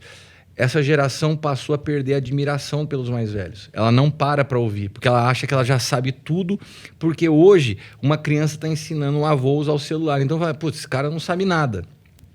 O fato de ter muita informação faz com que achem que são mais inteligentes. Na verdade, inteligência não tem nada a ver com sabedoria. Você pode ter acesso a conhecimento. Conhecimento não quer dizer que você é sábio. Isso dá um corte. É verdade? Eu pensei nisso. Legal. Porque você pode ter conhecimento, né, e você não saber aplicá-lo na prática. Porque a sabedoria é o conhecimento aplicado na prática. Agora, você tem conhecimento e não sabe aplicar, você é apenas um nerd chato. Né? E que muitas vezes não sabe nem aplicar isso nas suas tomadas de decisão pessoal. Você é um cara que vive uma vida fracassada em termos assim de... plenitude de vida, de realização, tudo, mas você entende de algumas coisas, porque não houve essa transferência de conhecimento. Então, a base da sabedoria está em você saber ouvir, e principalmente os pais e mães. Então, eu acho que a gente está num momento muito decisivo de começar a trazer essa reflexão para os jovens. O que é mais importante? Conhecimento, sabedoria, sucesso ou relacionamento? Né? E um ponto muito pertinente disso, isso é muito forte porque, como eu falei, estou na universidade e teve um trabalho lá da faculdade que a gente tinha que dar uma palestra. E o meu tema era sobre persona, que é quando você, né? Sim, tá ligado? Então, que é quando você tem lá definido ali. Eu gosto de marketing. marketing. Eu tenho especialização também. Olha que da hora, não sabia disso. A parte de persona é muito interessante. É muito legal. Legal. E eu não sei como, mas eu acabei entrando num debate com os outros alunos da sala, porque eu acho que é muito evidente que todos os jovens hoje são superficiais. Tipo assim, é muito conhecimento. É que nem a gente fala da galera do Twitter, que nem mais Twitter. Mas que a galera que sabe fazer aqueles bons tweets, mas não passa dali. Entendeu? Então hoje é muito fácil. Por exemplo, eu e o Thiago, a gente consegue confrontar esses caras de uma forma muito fácil. Porque a gente tem conhecimento e a gente é impulsionado, incentivado a buscar fundo. Entendeu? É que a base deles não é boa, né? Não, e não Isso só. é É verdade. porque eles foram formados no ambiente de frase pronta. Então, você bombar no Twitter é fácil. Agora, estende um pouco a conversa. Já era. E daí eu vou te falar uma coisa. Pior do que o cara que é bom no Twitter de frase pronta é pregador que vive de frase de Twitter. Então, tem cara que o cara é bom em soltar algumas frases de efeito, mas você senta para conversar, não tem conteúdo. Porque isso se tornou não só... o Twitter é só a expressão de um momento cultural, onde as pessoas são superficiais, mas não tem base naquilo que falam, né? A pessoa não vive, né? Não? Ela não vive o que ela tá pregando. Esse que é o grande problema. Um assunto que a gente queria tratar, essa estrela que está aqui, apóstolo Cristiano, Quando ele faz essa famoso, cara, lá vem. Eu já olhei pra ele. Lá vem. famosíssimo. Isso também é característica do mais jovem, né? Para pedir as coisas, dar uma elogiada. Não é. Você se conecta com muitas pessoas, né? Muitas pessoas te conhecem, tem uma rede social forte ali, né? Não sei quantos seguidores, mas tá sempre ativo. Como que é o seu... Como que foi a sua experiência, assim, com alguns famosos? Vamos dizer assim, pessoas de muita evidência. Você já conheceu algum famoso do meio gospel? Que pergunta capciosa. Não, assim... conta isso pra gente. Bom, você fala pessoa famosa que eu conheço, assim, do meio secular ou meio cristão? Qual você quiser, dos meios secular, vai ser interessante. Do meio secular, eu conheço mais pessoas no campo profissional. Eu acho que conheci alguns jornalistas que vocês devem conhecer, que são famosos, principalmente também mais recente devido à amizade com o JB, o fato de comer na casa dele. Eu já tive a oportunidade de sentar na mesa com algumas pessoas interessantes, né? Que bacana. E no meio cristão também, assim, bastante pastores de expressão que eu conheci, tive a oportunidade de ministrar junto, alguns se tornaram amigos, né? E dentre eles, assim, alguns... eu vou procurar, assim, não enfatizar muito a parte negativa, né? Mas, assim, em linhas gerais, o triste de ver no meio cristão é que alguns, em virtude de se tornarem conhecidos, eu acho que se tornaram aquilo que o meio natural produz para um artista. Sabe? Quando a pessoa começa a achar que de fato ela é alguma coisa, porque... Nossa, isso é um problema grande. E dentro do meio cristão isso é muito triste. Então, eu já tive, por exemplo, em ambientes que você tem essa sala VIP, que você fica ali antes de entrar para ministrar, e de um cara bem conhecido, bem famoso, um cara... Eu não vou dar tantas dicas, não vocês vão saber. Mas se quiser só falar o nome, cadê? Mas um cara com muita visualização hoje, né? Ele fica... As pessoas sentadas, conversando, né? Comendo alguma coisa, ele ficava sentado num canto no celular, não falava com ninguém, né? Sem relacionamento nenhum. Bastante, assim, uma postura bem... poucas ideias. E daí, na hora que foi para o culto, né, a gente foi conduzido pela equipe de organização do evento e colocaram os preletores na primeira cadeira. E daí me colocaram sentado e ele ficou lá, sozinho. Daí ele veio sozinho, depois conduzido por um segurança, e colocaram o cara sentado do meu lado. E ele era o pregador da noite, né? E daí ele sentou do meu lado, todo mundo que chegou e ia sentando falou, opa, tudo bem, cumprimentava assim, né? Ele chegou, não olhou na minha cara, sentou do meu lado. Cara, ele estava do meu lado assim no celular. E daí o culto rolando. E eu peguei uma pescoçada assim, o cara tava jogando, era um joguinho. Nossa. Tava no louvor, ele tava jogando. Tava na oferta, ele tava jogando e não saía do joguinho, jogando aqui. Estavam anunciando o nome dele. Ele jogando. E agora com vocês, papá. Ele pegou, apertou assim, colocou, subiu para ir pregar. Então, assim, eu não sei, eu não quero julgar nada, assim, mas eu acho muito estranho você estar num ambiente de culto com essa atitude, com essa posição. Né? Isso para falar de uma coisa simples. Daí tem as coisas que são mais desagradáveis que eu não quero falar, assim, de comportamentos que são completamente incoerentes, que daí é muito triste. E Deus já me deu uma palavra de eu não ficar falando das coisas erradas da igreja, eu gosto de falar do que é a ideia do edifício no prumo, né? A gente faz o que é certo, automaticamente denuncia o que está errado. Mas tem muita coisa feia. Agora, já vi também... Eu já tive uma oportunidade, por exemplo, assim, pessoas interessantes, né? Eu já tive uma oportunidade, por exemplo, estava numa mesa lá em Brasília, até na casa do JB, com várias pessoas bastante de expressão. Tava o governador na época, era ministro, né? O Tarciso, tava o jornalista, o Alexandre Garcia. Alexandre Garcia. E tava várias pessoas de expressão assim conhecidas, Caramba. né? E eu tava na mesma mesa. E, cara, eu fiquei muito, assim, intimidado, né? Falei, nossa, cara... Primeiro, porque tava a mesa posta, falei, por favor, senta, Cristiano. Eu não sabia onde eu sentava. Daí eu vi um senhorzinho mais simples. Eu falei, vou sentar do lado daquele senhorzinho ali mais simples, que eu não conhecia. Vai vendo o senhorzinho mais simples. Daí, cara, sentei do llado dele e eu tava com uma camisa escrita assim, minimalismo, alguma coisa assim. Daí ele sentou do meu lado e falou assim, você é minimalista?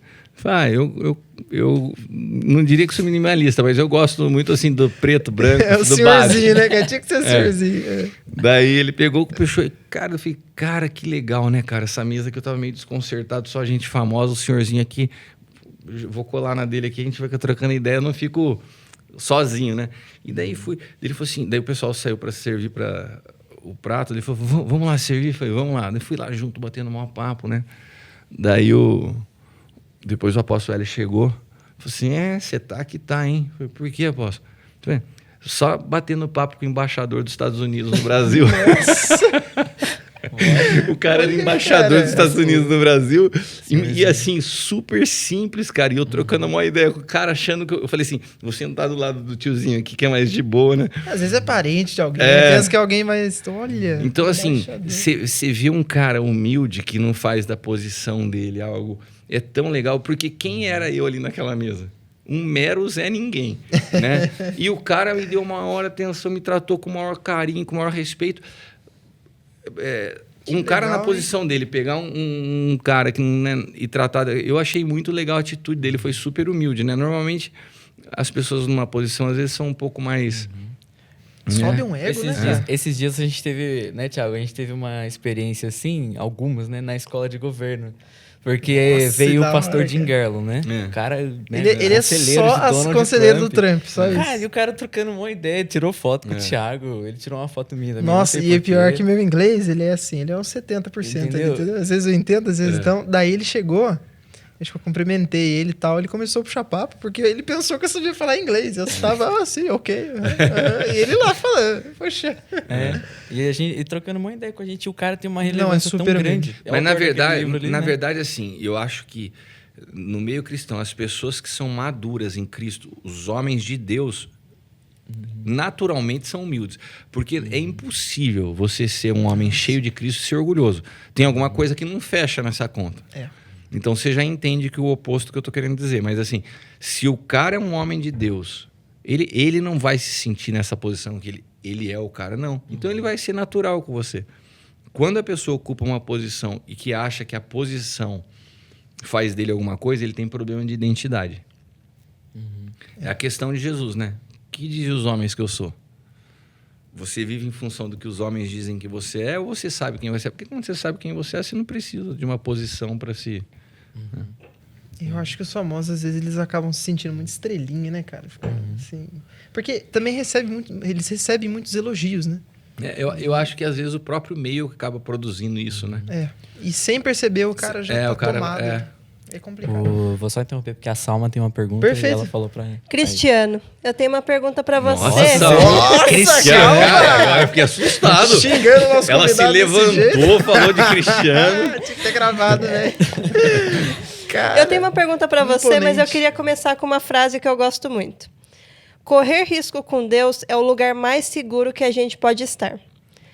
E vendo a sua trajetória das coisas que você contou nesse podcast, exigiu de você uma renúncia. Uma decisão lá atrás de quando você era jovem. Uma renúncia de prazeres, de gostos, de costumes. Exigiu uma renúncia. E hoje, o que mais é falado e o que mais é visto na nossa casa, no meio dos nossos jovens, é essa dificuldade em renunciar para viver o algo novo de Deus. Só que, dentro dessa pergunta, o correr o risco é o lugar mais seguro de Deus, muitas vezes passa na mente dos nossos jovens como algo perigoso. O que para você significa isso? Por que os jovens hoje têm medo de se renderem para viver o propósito de Deus do que voltarem para trás e regressarem e viverem a vida passada, ao invés de escolherem a Cristo? Olha... as perguntas de vocês, né? Não, aqui é seleção, né, cara? Eu acho bem difícil de falar isso. Eu vou falar por mim, né? Quando eu tive a minha experiência com Jesus, o que você falou é uma verdade. Eu tive que renunciar a muitas coisas. Então, por exemplo, era muito natural para quem estava fazendo uma faculdade fora, em outra cidade, não era crente, que os namoros, todos os caras levassem as meninas para dentro do apartamento. Cara, eu morava sozinho lá, né? Eu tive namoradas, né? Não gosto muito de entrar no aspecto do meu passado, até por honra, respeito aos meus filhos, a Leila, mas assim, quando eu tive a minha experiência com Jesus, e antes, porque a minha experiência com Jesus, ela teve um marco de conversão, mas dentro da fé católica eu já tinha uma experiência com Jesus. E eu me lembro que quando eu fui para lá, Salma, eu lia a Bíblia católica. E eu lia... Então eu não era um católico meia boca, eu já lia a Bíblia. E eu vi a palavra fornicação na Bíblia que me chamou a atenção. Eu falei, que palavra que é essa? Né? Daí eu fui entender que era o sexo fora do casamento. Eu, por decisão e por renúncia, porque eu podia, eu estava lá, eu tinha namorado, eu decidi, falei assim, não, cara, se isso aqui vai afrontar a Deus, eu tinha temor a Deus. O que me assusta hoje é que os jovens parecem que não têm temor a Deus. Então, quando fala de risco, para mim o risco é o pecado. As consequências que você tem de você brincar com o pecado, porque todo pecado traz consequência. E consequências sérias, graves. Então, assim, quando um cara sabe ler a Bíblia, tem um montão de gente instruindo, o nível de instrução hoje é muito maior. Né? Eu não tinha um pastor para sentar e me discipular quando eu me converti. Paternidade não se falava naquela época, a gente não tinha acesso aos pastores. Né? Então eu fui aprendendo tudo sozinho, eu fui lendo a Bíblia sozinho. Hoje, cara, o que vocês vivem hoje... Então, se naquela época eu lendo um texto sozinho, interpretando do meu jeito, eu falei, cara, eu não posso ter relação antes. Né? Eu vejo os jovens hoje com toda a instrução, o cara vai lá, começa a namorar, transa com a menina. Ai, não consigo, tal. Assim, o nível de renúncia hoje parece que não existe. As pessoas parecem que... ou a experiência com Deus foi fraca, ou de fato não teve uma experiência com Jesus, né? Porque para mim, quando você tem uma experiência com Jesus, é tão impactante, é tão transformador que o renunciar se torna mais simples. Então, na minha vida foi tão forte essa experiência que as renúncias foram acontecendo de forma natural. Eu tive uma experiência com o Espírito Santo dentro de uma balada. Né? Eu gostava de ir na balada e daí eu vim um final de semana para Taubaté. Minha mãe pediu para uma mulher que estava começando a fazer umas orações lá em casa, era uma mulher da Assembleia de Deus, uma tiazinha do Coque, chamava Tia Rose. Nossa. Nunca mais via Tia Rose. A Tia Rose foi lá em casa e minha mãe falou, queria que você orasse com o meu filho. Eu falei, pode. Daí assim, você tem alguma coisa que te incomoda? Eu falei, não, Tia Rose, é porque a minha mãe pega no meu pé de eu ir na balada, tem alguma coisa de errado? Ela falou assim, não, meu filho, não tem nada, você pode continuar indo. Eu falei, cara, gostei da Tia Rose. Daí ela falou assim, só que eu vou te fazer uma coisa, vou te pedir uma coisa, quando você for, ora antes de você sair e fala para Jesus ir com você, tá bom? Eu falei, tá bom. Eu falei, nossa, armou, posso ir, porque a minha mãe trazia um peso. Falou assim, você está tendo uma experiência com Deus, você não deve ir, isso desagrada a Deus. E daí a Tia Rose falou, não tem nada disso, pode ir. Eu falei, nossa, cara, que mulher incrível. Cara, daí eu fiz o que ela falou, eu orei, entrei no banheiro da República, eu morava com 3 caras, falei, não vou deixar ninguém vir orando. Daí eu entrei no banheiro, dobrei meu joelho, eu falei assim, Jesus, vamos comigo hoje, tal. Cara, eu cheguei dentro, eu me lembro como se fosse hoje. Eu olhava para aquilo ali e falei, cara, onde eu tô, velho? Um no lado ficando com uma menina, outro no outro bebendo. Eu tava com vergonha de Jesus. Eu peguei e saí embora, cara. Fui embora daquele lugar ali. Eu nunca mais entrei numa balada. Então, assim, eu fui tendo experiência sozinho. E não foi ninguém me falando, não vá. Pelo contrário, ela falou, vai. Só que as minhas renúncias foram acontecendo. Eu renunciei meus amigos, eu fiquei sem amigo um tempão. Então, hoje eu vejo muito assim, a pressão da sociedade. Mas todo mundo vai. Mas, cara, falar para vocês a frase que minha mãe falava que eu odiava. Você não é todo mundo. Essa frase é demais, né, cara? Acho que é universal. É universal. Mas é uma verdade, cara. Total. Você não é todo mundo. Né? Qual que era a expressão que o pessoal da esquerda gosta de usar para falar dos bolsonaristas? Né? Vocês são um gado. Né? E eu acho que quem faz o que todo mundo faz, de fato, é gado. Né? Então, quando uma pessoa se converte, qual que é a dificuldade de falar, não, cara, eu não vou fazer o que todo mundo faz? Então, a renúncia, ela faz parte da vida cristã. Se você não sabe negar a si mesmo, você não entendeu o que é o cristianismo. Né? Então, tem algumas coisas, por exemplo, tem algumas coisas que eu vejo assim, que a gente ensina aqui na casa.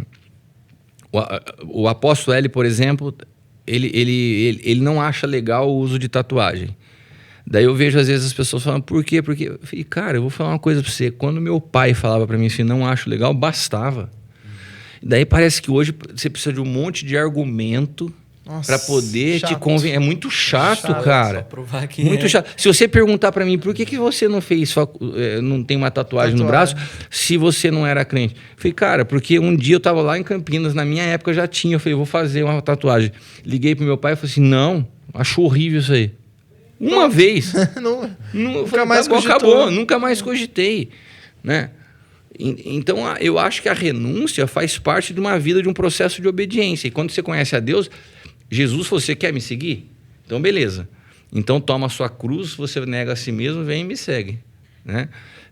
Faz parte do cristianismo negar a si mesmo. E negar a si mesmo vai fazer parte da nossa vida sempre. Você como empresário, você na área política, é uma vida de negação. Nossa, e como? É renúncia. Você não pode fazer o que te dá na telha. Quando você faz o que te dá vontade, você é escravo das suas vontades. Você só é livre quando você faz o que tem que ser feito. Kiko, você estava falando sobre temor, né? E aí eu falei, nossa, muito de Deus, foi bem no alvo. Porque eu trabalho na SER, né? E aí eu estava buscando em Deus sobre as crianças, né? A gente trabalha muito com criança. Então, e aí Deus falou muito forte comigo sobre temor. E eu falei, nossa, Deus, crianças, né? Já vem falar de temor. Só que depois que eu fui falando com a pastora Eliana, foi tudo clareando. E você falou agora sobre o temor na vida dos jovens, né? E eu estava vendo um vídeo sobre uma pregação de uma igreja inclusiva. A igreja... Enfim, polêmica. E aí eu lembro que eu fiquei assim, indignada, e eu falei assim, Deus, qual que é a diferença, né? Onde que tá, né, a diferença entre uma e a outra? O que aconteceu aqui? Por que eles tiveram que fazer uma igreja alternativa para... Enfim. E aí Deus só falou assim para mim, temor. Não tem temor. E aí eu fui buscando assim na minha infância, e eu lembro que meu pai me ensinou a ter temor. Então, assim, eu vejo que talvez a gente, não sei, como sociedade tenha errado nisso, de não ensinar, não passar esse temor para os filhos, né? Ficar falando, Deus é amor, mas também é Deus... Eu posso até complementar? Eu falo de uma experiência própria. Porque eu passei por umas coisas na minha infância e adolescência bem complicadas assim na minha família. E, cara, eu poderia ter sido muito afetado, mas a minha mãe sempre foi uma mulher muito firme, assim, de afirmar na minha identidade quem eu era. Então, eu tive muito amigo ruim. E, assim, eu também fiz a mesma coisa que você. Fui me afastando, assim, aos poucos, né? Fui vendo. E eu não fui inflamado, sabe? Não fui, de alguma forma, afetado, porque eu sabia que eu respeitava aquilo que a minha mãe fazia e agora, você vê, ela falou da parte da sociedade, né? Sem dúvida, a parte de uma mãe sábia é muito... Cara, minha mãe também, na minha vida, ela foi fundamental para me preservar, para afirmar também... por exemplo, quando eu me mudei para Campinas... Eu me lembro que a minha mãe me chamou um dia e falou que teve um sonho, que ela estava arrumando uma cama de casal para mim. Ela falou, filho, pelo amor de Deus, não leve menina no apartamento. Cara, eu não sei, nunca soube. Eu falei, acho que a minha mãe não ia mentir que ela teve o sonho, né? Mas ela falava as coisas para mim, aquilo me trazia temor. E temor é diferente de medo. Eu não tinha medo, mas o temor é no sentido assim, eu tinha muita preocupação em não entristecer a Deus. Isso é o temor. Agora, você vê que hoje, né, você está na área da educação. Hoje tem o tal da educação positiva. Velho, você não pode falar não para criança. Você não fala não, você constrói um caminho para falar, levar ela a refletir, você só fala coisa positiva, você não pode falar não. Agora, como que você explica negar a si mesmo se você só pode falar sim? Você só pode afirmar. Você não pode dizer não para a criança, senão a criança vai ser afetada emocionalmente. Ou dar alternativas, né? Não fala não. Ou dar alternativas. Você só fala assim, você quer isso ou aquilo. Tipo assim, é sempre o que você quer, não é tipo, você isso, não pode. Exatamente. Nossa, isso é diabólico, cara. Isso é terrível. Só que isso daí tem até influencers cristãos que possam promovendo isso, né? Mas assim, a base do evangelho é negar a si mesmo, tomar a cruz. Então é a renúncia e tem o temor. E o temor, eu acho que ele é construído dentro de uma cultura dentro de casa. A partir, por exemplo, o temor no que diz respeito a não... por exemplo, o aspecto de droga. Eu entrava num carro em Campinas algumas vezes com meus amigos todos fumando maconha. Por que eu não punha? Não é que eu tivesse... Eu tinha até curiosidade, tinha até o desejo de chegar na festa, todo mundo, só eu, careta. Eu tinha vontade, mas eu tinha um temor não de usar. O meu temor era entristecer e desonrar meus pais, cara. Era um temor de entristecer a Deus, porque de alguma forma eu sabia que aquilo desagradava a Deus. E outra coisa... Então o temor sempre me preservou. Agora, quando você tira esse temor, você está totalmente vulnerável.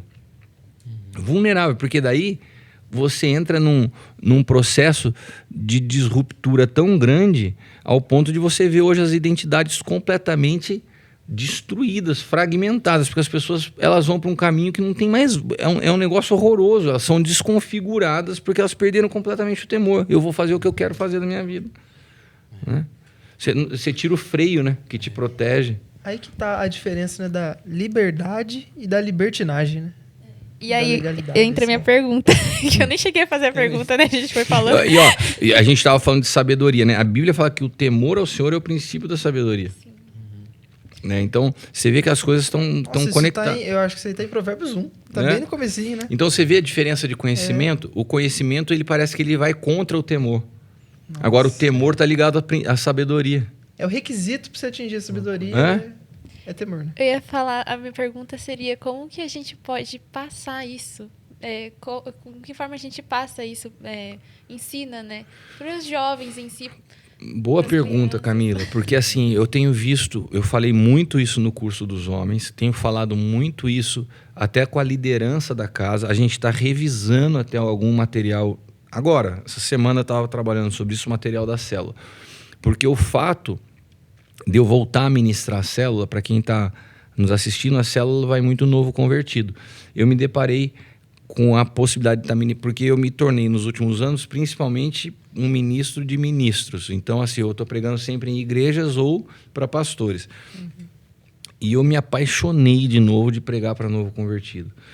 É incrível, cara. Você fala... Quando você pega como a palavra transforma alguém, as pessoas estão sedentas hoje. Olha, eu estou impactado com o que está acontecendo nas células.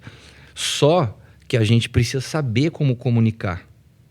Né? A gente precisa saber como chegar, porque nós nos tornamos preconceituosos, a gente não sabe mais manifestar o amor de Deus, porque não é impor para eles o que a gente vive. Sabe, você, Thiago, principalmente que tem um chamado como cristão e na política, cara, a gente tem que ter muita sabedoria para não expressar uma visão distorcida do que é o evangelho. Porque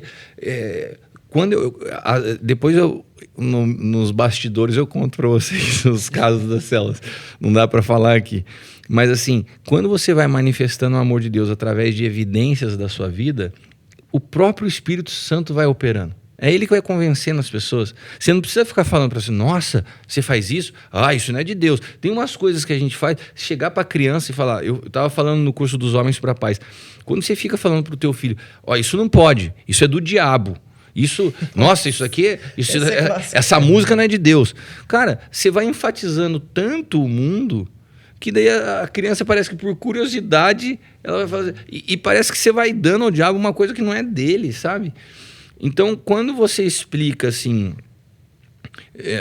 as conversas que eu tinha com meus filhos, por exemplo, era assim: você já leu a letra dessa música? Olha o que tá falando, isso aqui é verdade na tua vida? Meu, se não é verdade, não ver se você tá cantando isso aqui. Então a gente deixou de ser inteligente na nossa correção e nos tornamos religiosos. Então, ao invés de você gastar tempo, investir tempo explicando, você simplesmente fala: não, por que não? Porque não é de Deus. É uma forminha, né? É tipo um padrão, é preguiça de educar. Preguiça de educar. Nossa, isso é forte. Daí você vai se tornando... E isso está expresso nos nossos relacionamentos sociais. Camila, a gente não tem paciência com os nossos amigos que não conhecem a Jesus. A gente não tem paciência com o cara que você convive na escola que fala pra você: eu sou homossexual e eu não gosto de igreja. Cara, beleza, demonstre através da sua atitude que a igreja não é algo que ele imagina ser, e ame ele do jeito que ele é, e perceba que o Cristo que habita em você, deixa que esse Cristo vá se revelando a ele através de atitudes, atos de amor. Então, eu percebi na célula que muito mais do que o que eu falava, mas a maneira que eu dava espaço para o Espírito Santo trabalhar, ele ia falando na vida das pessoas. Tinha célula que eu acabava, eu não falava nada. Quando eu olhava, estava todo mundo chorando, cara. Então, a vida de Deus em nós, ela comunica. A gente tem que tomar muito cuidado com uma linguagem, com os rótulos, com o nosso preconceito, com a soberba religiosa, de achar que a gente está numa posição e quem está fora está, sabe? Isso me preocupa muito como igreja. Legal. O nosso amigo Gabriel Rocha, que também está aí, você quer fazer alguma pergunta, uma consideração, mandar um abraço? Eu gostaria de fazer uma pergunta assim. Primeiramente, boa noite, apóstolo. Boa aos noite. meus queridíssimos amigos que estão boa noite, na mesa. querido Gabriel Rocha. Né? Boa noite aos telespectadores. E assim, a minha pergunta eu acho que é a mais simples até agora, né? Mas para contextualizar, eu estou passando por um processo de que sofri um acidente de moto. Que bom, porque assim, ó, o fato de você estar explicando... Agora vem meu troco. Só para quem está nos assistindo e não sabe, eu entrei nessa sala, nesse ambiente, e perguntei ao querido Gabriel Rocha o que tinha acontecido. E ele me tirou uma e não me respondeu. Então eu ia falar para ele assim: eu quero ver se eu respondo a sua pergunta, porque a minha você não respondeu. Agora, se você vai começar a sua pergunta explicando o que aconteceu, então... Exatamente. Esclarecendo a sua dúvida, né? Então, assim... Para quem não está vendo, eu estou usando uma bota ortopédica e andando através de muletas. Né? Depois você vai vir aqui, tá? E assim, o que aconteceu? Sofri um acidente de moto devido a pouca experiência. Graças a Deus não envolveu trânsito, não envolveu terceiros. Foi bizonhice minha. Né? E assim, o que aconteceu, né, o que eu vi de consequência, né? As pessoas que eu contava a história, elas vieram pra mim e falavam assim: nossa, se eu sofresse um acidente desse, eu nunca mais andava de moto. Se acontecesse alguma coisa comigo assim, cara, eu nunca mais fazia. E assim, eu entendo, quando eu melhorar, eu vou voltar a andar de moto. Mas assim, as pessoas falam assim: não, você é maluco? Você vai voltar? E a minha pergunta pra você era a seguinte: você já fez alguma coisa que deu errado, mas você sabe que deu errado porque você errou ou porque foi alguma coisa natural. E você já teve essas respostas tipo, das pessoas de falar assim: cara, não faz mais isso. Cara, você é maluco de fazer isso. A minha pergunta era: se você teve alguma experiência de vida relacionada a isso, das pessoas te tirarem, né? De falar assim: ó, não, você é maluco? Para que você vai voltar a fazer isso? Bom, boa pergunta. Na verdade, uma coisa que eu sempre tive na minha vida é que eu sempre fui muito seletivo em quem eu ouvia. Então, para mim, não tem essa questão. As pessoas. Eu nunca ouvi as pessoas para nada. Então, assim, quem eu ouvia que me levava a fazer ou não fazer as coisas nunca eram as pessoas.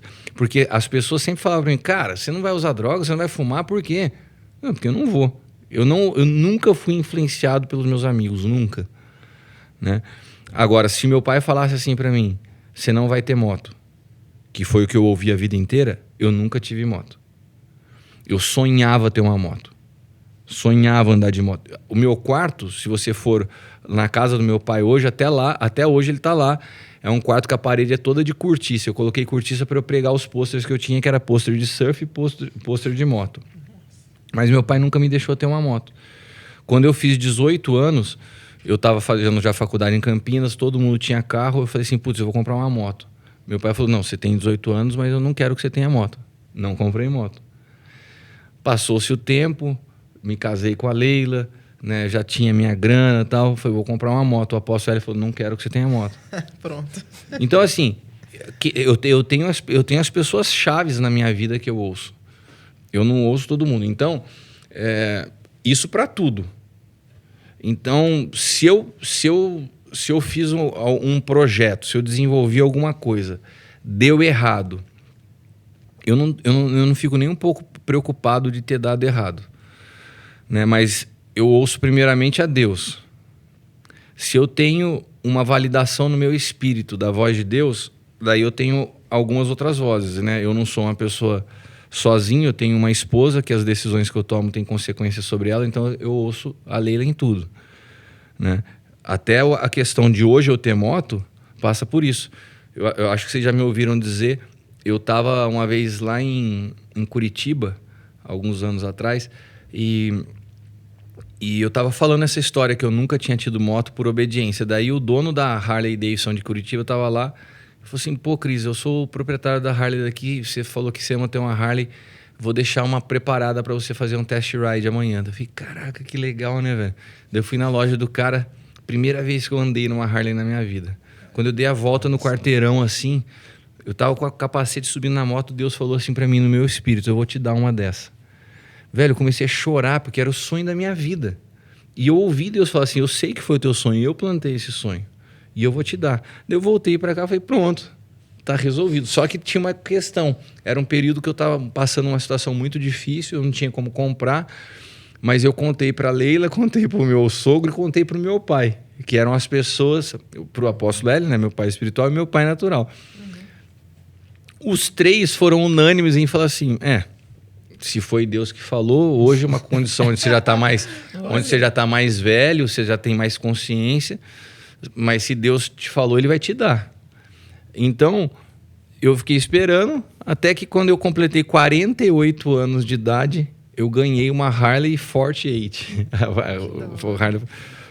E daí eu fui ter a moto que eu sonhava de criança com 48 anos de idade. E hoje eu posso falar uma coisa para você. Eu falo pro Caio, pro meu filho, eu não quero que você tenha moto. Porque eu realmente entendo que a moto é extremamente perigosa. Eu entendo o que o apóstolo L fala, entendo o que meu pai falava. Eu acho que se eu tivesse tido moto na idade que eu queria ter, eu tinha me matado. Né? Hoje eu vejo os acidentes de moto, a falta de... a imprudência das pessoas ao dirigir. Eu acho que a moto, para mim, não pode ser um veículo de transporte no dia a dia na cidade. É muito... Se você vê o que os motoboys, o jeito que os caras andam aqui em Taubaté, cara, é um perigo. Agora, se você tiver a moto, como eu faço hoje, coisa de tiozão, para sair dar um rolê de final de semana, vai até Campos do Jordão, você vai em 4, 5 motos, você vai em formato de Z, um protegendo o outro, tudo tranquilinho, de boa, sem a cabeça que eu tinha de loucura do passado, hoje é tranquilo. Mesmo assim tem seus riscos, mas eu acho mais tranquilo. Então, para mim, a obediência sempre me guardou e me protegeu. E o que me faz tomar a decisão hoje, hoje eu tenho muita nitidez para ouvir a voz do Espírito, então é a primeira voz que eu ouço, né? E depois essa confirmação através da voz do AP. Eu falo que a voz do AP, para mim, hoje, que é meu pai espiritual, ela é mais forte que uma palavra profética. Se eu recebo uma palavra profética e o apóstolo Hélio fala, não, para mim a voz dele é mais forte do que essa palavra profética. Porque é a voz de um pai. A responsabilidade, eu creio nisso, eu creio de verdade nisso. Eu não imagino Paulo falando com o Timóteo uma instrução e de repente Timóteo falando assim, olha Paulo, eu acho que eu não vou fazer porque eu ouvi uma profecia da vizinha. Nunca, cara. A voz, a instrução de um pai sempre foi mais forte do que qualquer coisa e hoje a gente perdeu um pouco isso. Então, antes de você falar assim, vou voltar a fazer, para mim não são a voz das pessoas ou as pessoas acharem que é loucura. É você discernir. Cara, foi uma imprudência? Será que isso que pode ser um sinal de Deus, que não é tempo de eu estar andando de moto, que de fato é perigoso? Você tem que discernir a voz de Deus, não a opinião das pessoas sobre o que aconteceu. E daí você vai começar a aprender as tomadas de decisões na nossa vida, elas começam desde situações simples em situações mais amplas. Sempre você vai ter que aprender a tomar decisão. E essas tomadas de decisão elas passam para você se tornar sensível a ouvir a voz do Espírito. É muito importante isso em tudo, porque daí você nunca vai ficar com a voz da arquibancada. Pode falar o que for, eu sei por onde eu estou indo. Fora disso, você fica sempre vendido na tomada de decisão. Porque às vezes você vai até criar um negócio assim, tá todo mundo falando e eu não acho que é isso, eu vou fazer. E vai só para se opor à opinião. Não é isso a base, né? Muito legal. Respondi O Pimenta, você faz a pergunta final pra gente? Faço. Já pra gente não se estender tanto assim. Já vai acabar? Eu tô achando tão legal. Camila, você quer fazer a... A gente podia fazer a vigília no alvo. Olha, 3 perguntas. tá lançado, tá lançado. Gente, eu tenho 3 perguntas, porque ele vai falando que eu vou querendo arrancar mais coisa. Mas você falou sobre tomada de decisão, vou aproveitar e enganchar em uma das perguntas que eu anotei. Eu acho que eu faço por todas as mulheres que não estão aqui, né? Mas, todas as mulheres solteiras e jovens como eu. Mas você estava falando muito sobre a formação do homem e tudo mais. E aí eu queria saber qual ponto que uma mulher deve observar num homem para escolher um marido. Já que você está tão nessa parte, envolvido nessa parte de formação do homem, né? E ver os pontos fracos e os pontos Nossa, fortes. Camila, você é demais. Cada dia que passa, eu sou mais fã dela. Cara, como eu gostaria que todas as meninas ouvissem esse podcast que eu vou falar agora. Quando Deus cria o homem, ele coloca o homem para guardar, cultivar e proteger o jardim, né? Ali tinha algo muito pedagógico, né? Guardar, cultivar e proteger. Quando Deus encontra esse homem guardando, cultivando e protegendo, ele olha para esse homem e fala assim, não é bom que esse homem esteja só. Vou lhe fazer uma ajudadora idônea. Então Deus, ele não fala para qualquer tipo de pessoa que não era bom que ela estivesse só. Ele fala isso para um homem que tinha aprendido o que era guardar, cultivar e proteger. Porque se esse homem não sabe guardar, se esse homem não sabe cultivar e se esse homem não sabe proteger, a palavra de Deus seria outra. É melhor que você continue sozinho, né? Então hoje, quando uma mulher vai buscar um homem, você tem que ver o seguinte, esse homem está trabalhando, porque Deus encontrou Adão trabalhando. Ele estava cultivando o que Deus tinha. Se esse cara, homem preguiçoso, você sabe que você vai passar perrengue a vida toda. Uma mulher que casa com um cara que tem uma mente limitada. É simples, você tá saindo da sua casa, do cuidado dos teus pais, do ambiente familiar para ser cuidada por alguém. Se esse cara tem uma mente limitada, se ele acha que viver com R$100 tá bom, você sabe que você vai passar dificuldade sua vida inteira do lado desse cara, porque a mente dele é limitada. Ele se conforma com pouco. É um cara que não trabalha, é um cara preguiçoso. Então, a primeira coisa que uma mulher tem que ver é assim, o cara é trabalhador, o cara tá afim de ir para frente, tá afim, não precisa nem ter grana, mas ele tem uma mente, tem tem um projeto. Quando eu casei com a Leila, a gente começou a construir tudo junto. Mas eu já trabalhava, já era formado, eu ralava pra caramba. Sabe, mas a primeira coisa é isso. Cuidado com o cara preguiçoso. Esses carinhas que você acha legalzinho, tal. Caramba. O cara que não trabalha, cara que não tem responsabilidade, você, mulher que tá me ouvindo, você vai sofrer. Não adianta ser o cara bonitinho da faculdade, não adianta ser o cara legalzinho do louvor. Ninguém vive de música a vida inteira. Entendeu? Então, o cara mais legalzinho da igreja é o guitarrista, tal, fica no louvor. Meu, o cara trabalha. O cara é trabalhador. O cara tem pegada, assim, tem firmeza. O cara é preguiçoso, que acorda à tarde e tal. Fica esperto. Você tá cavando um buraco que você vai viver. Então, cultivar. Guardar. Né?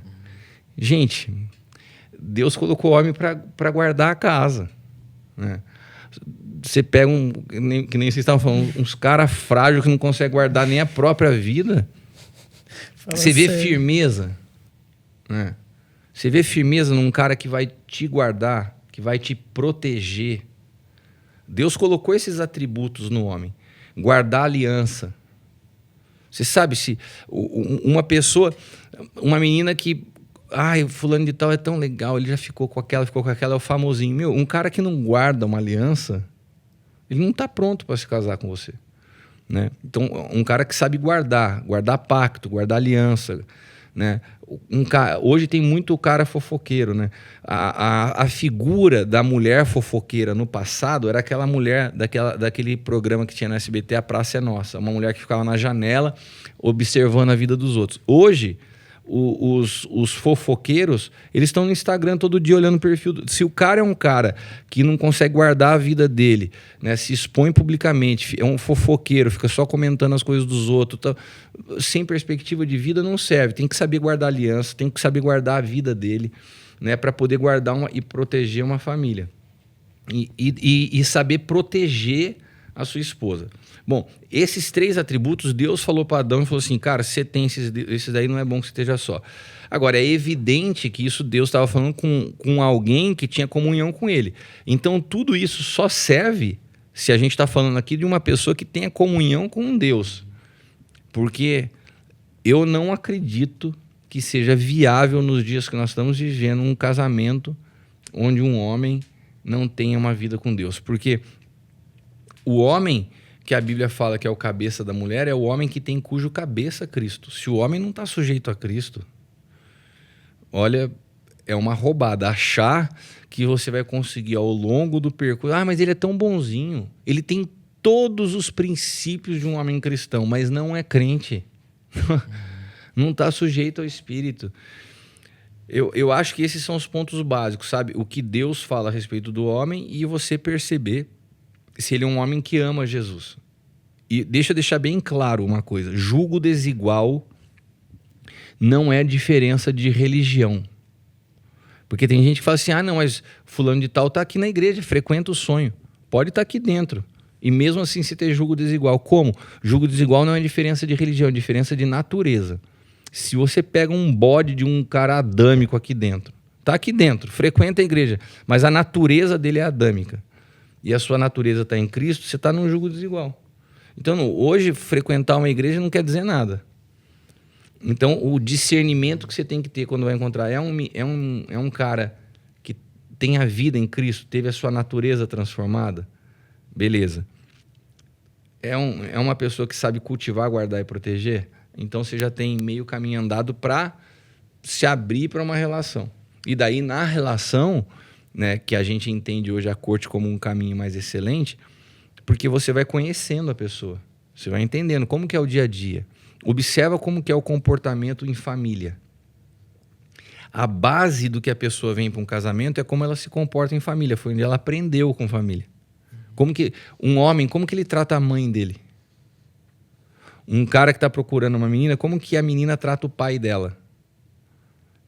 É a base da onde vem para o casamento. Entendeu? E isso foram observações na minha vida que eu fiz observando a Leila. A maneira como ela era como pessoa, a maneira que ela se comportava, quem eram os pais dela. Eu amava a família da Leila, amava o apóstolo L e a Ana antes de serem meus sogros. Né? Isso que você está falando é tão real, porque hoje em dia a gente observa que tem muito essa rotulação, né? Sobre os homens em geral. Tipo, homem afeminado, homem masculino. Agora tem muito isso no TikTok. Tipo, as mulheres agora estão assim... eu gosto de homem mais afeminado, porque aí compreende mais a mulher. E aí, hoje em dia, eu percebo... Pois é, gente. Hoje em dia eu percebo que tem umas mulheres que estão, tipo assim, ficando revoltadas com os homens afeminados, entendeu? E elas estão falando, Deus me livre, eu quero um homem. Aí agora tem... Quero um homem de agora verdade. tem a rotulação né? do homem masculino, entendeu? Então, tipo assim, dá pra ver que buscou uma coisa, viu que não é bom, voltou, e aí tá tendo muita essa troca de papel, sabe? Da mulher assumindo o lugar do homem, ficando cansada, porque não é o lugar da mulher. E assim, a gente tá vendo muito essa rotulação. Tudo agora tem nome, né? Tudo tem um nome pra... E tudo que sai do desenho de Deus dá errado. Então, você tentar marcar o homem masculino como sendo aquele estereótipo de hombridade também não é isso. O homem de Deus, ele tem, é lógico, características que não são femininas, mas ele sabe ser sensível a uma mulher, sabe respeitar, ele sabe... por isso que o processo de formação do homem é que se distorceu, sabe, Camila? A gente iniciou esse trabalho do Man Network e foi incrível. Eu tenho uma aula, uma delas que é sexualidade. Né? 3 horas e pouco falando do que é o desenho de Deus na construção da vida sexual para os homens. Se você visse a cara dos homens me ouvindo falar, eles falaram, Cris, a gente nunca tinha ouvido falar disso. Os homens foram mal formados na concepção do que é uma vida sexual. Por isso que as mulheres sofrem tanto. Então, a hombridade bíblica é o desenho perfeito de Deus para fazer uma mulher feliz. O problema é que os homens não sabem, a maioria não sabe disso, perderam sua identidade. E as mulheres não sabem onde encontrar essa figura rara, né? Não, hoje em dia tá feio, cara. Só vou casar depois que ele fizer seu curso. Olha aí. Não, eu acho que eu vou fazer o seguinte, eu vou fazer o curso, e a hora que eu fizer o curso com uma galera, o cara tiver, você faz assim, você tem o diploma do curso lá do Kiko, se não tiver... Primeira pergunta. Pré-requisito. Primeira pergunta antes de fazer a curso. Tem diploma do Man Network. É bom isso aí, cara. Nós, É? Selo de qualidade Man Network. Mas precisa, né? Ele tá trazendo uma coisa aqui que é Não, é bem legal. seríssima, cara. É seríssima e, puxa... E é essa quase uma pergunta que pregação. você me fez, eu vou até usar ela nessas pregações agora. Eu falei, ó, eu ouvi de uma jovem, o que eu preciso... Eu vou falar isso onde eu estiver. Tá vendo? Nossa, coisa Olha fresca aí. aqui, galera. Você, Não, mas foi excelente essa explanação, viu? Isso de guardar, cultivar e proteger. É uma coisa... É um tripé que, puxa... Isso é muito importante. Legal. Senhor Rafael Pimenta, faça as honras. Vou puxar, então, a última pergunta aqui. E A também mais polêmica de todas. Cadê? Na verdade, isso foi até uma sugestão do nosso convidado. A gente está emprestando aqui a patente dele. Vou dar uma emendada, né? Kiko, acho que é comum aqui, entre nós, a Salma saiu, mas né, já foi a Salma. Mas nós temos aqui já bem conhecimento assim, do chamado que a gente tem, do que a gente está exercendo, o Thiago na política, e a Camila no momento na educação, eu na comunicação. Então, e a gente está colocado num lugar, e a ideia desse podcast ela veio a partir de jovens posicionados. No alvo é justamente para essa direção, prosseguindo para o alvo. E eu queria saber de você, porque hoje você tem uma trajetória no ministério, né? Eu não sei se você foi líder de jovens. Fui. Foi líder de jovens. Então, a gente também está na liderança dos jovens aqui. E você teve uma trajetória no ministério e a gente sempre vê, tipo, não um aprimoramento, mas uma movimentação diferente para cada ministério, sabe? Então, eu queria saber de você, tipo assim, qual que é esse alvo? Vamos usar o alvo. Qual é o alvo que você tem, tipo assim, para os seus próximos dias dentro do ministério? Como você se encontra e qual é a direção que você está tomando hoje, com base no que você já viveu até hoje, sabe? E que você poderia nos passar como um conselho ou como uma espécie de experiência mesmo, porque nós estamos trilhando um caminho que você passou um dia, entende? Muito legal. Eu acho que a gente tem hoje como ministério uma visão muito clara do que é a responsabilidade da igreja. E vocês crescerem num ambiente assim já ajuda demais, porque já deixa meio caminho andado. Então, vocês têm 3 áreas aqui bem definidas, né? Política, comunicação e educação, como você mencionou, que são áreas importantes de serem alcançadas. Isso tem sido alvo até de conversas assim muito significativas nossas na diretoria. Inclusive, por exemplo, as últimas conferências de governo que teve com a Zelinda e com a Irene, teve uma participação minha tanto no Conselho de Pastores lá da região do Grande ABC, como na semana passada em Resende, lá no Rio de Janeiro, porque eu falei, eu tenho posicionado a eles, né, algo que o senhor tem me falado. Não adianta você tocar as áreas da sociedade por si só. Não é a política que vai ser a chave de transformação da sociedade. Não é a comunicação que vai transformar a sociedade. Não é a educação que vai transformar. Porque quando você entra para uma área, a tendência é que você comece a ver tudo pela ótica dessa área que é a tua. E isso é um problema. Então, o Thiago daqui a um tempo vai falar assim, gente, o alvo é a política. Se a gente conseguir tocar a política, a gente resolve tudo. Você vai falar assim, não, cara, o alvo é a comunicação. Porque com a comunicação você se dita... Aí qual que é pensamento das pessoas, vamos dizer assim. a narrativa da história. Né? Daí a Camila vai falar, não, gente, mas é a educação, porque se a gente formar uma educação de base, eu não preciso nem da... Então, cada pessoa tem a tendência de, quando ela olha a vida pelo viés da sua área, ela não percebe que, na verdade, a grande chave de transformação de tudo está em Cristo. As áreas são só ferramentas. Então, eu não posso chegar na política achando que a política é a solução. A solução é Cristo.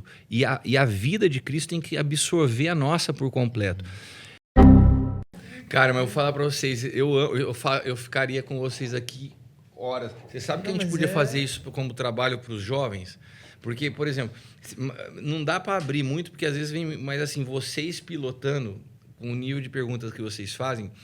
Porque eu acho isso aqui, às vezes, mais efetivo do que simplesmente eu ficar pregando. Porque a gente, foi o que você falou, passa por tanta coisa.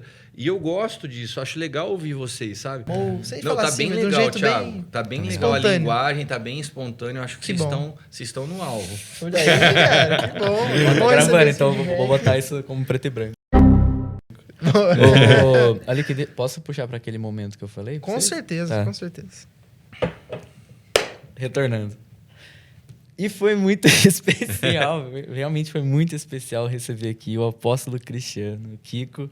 E, Kiko, muito obrigado mesmo por ter aceitado participar. A gente, como eu falei no início, a gente vê como uma referência em tudo que você faz hoje. Né? A gente ficou super, pelo menos eu, né? Fiquei super assim, não, eu também, a semana inteira eu fiquei pensando, cara, o que eu vou falar?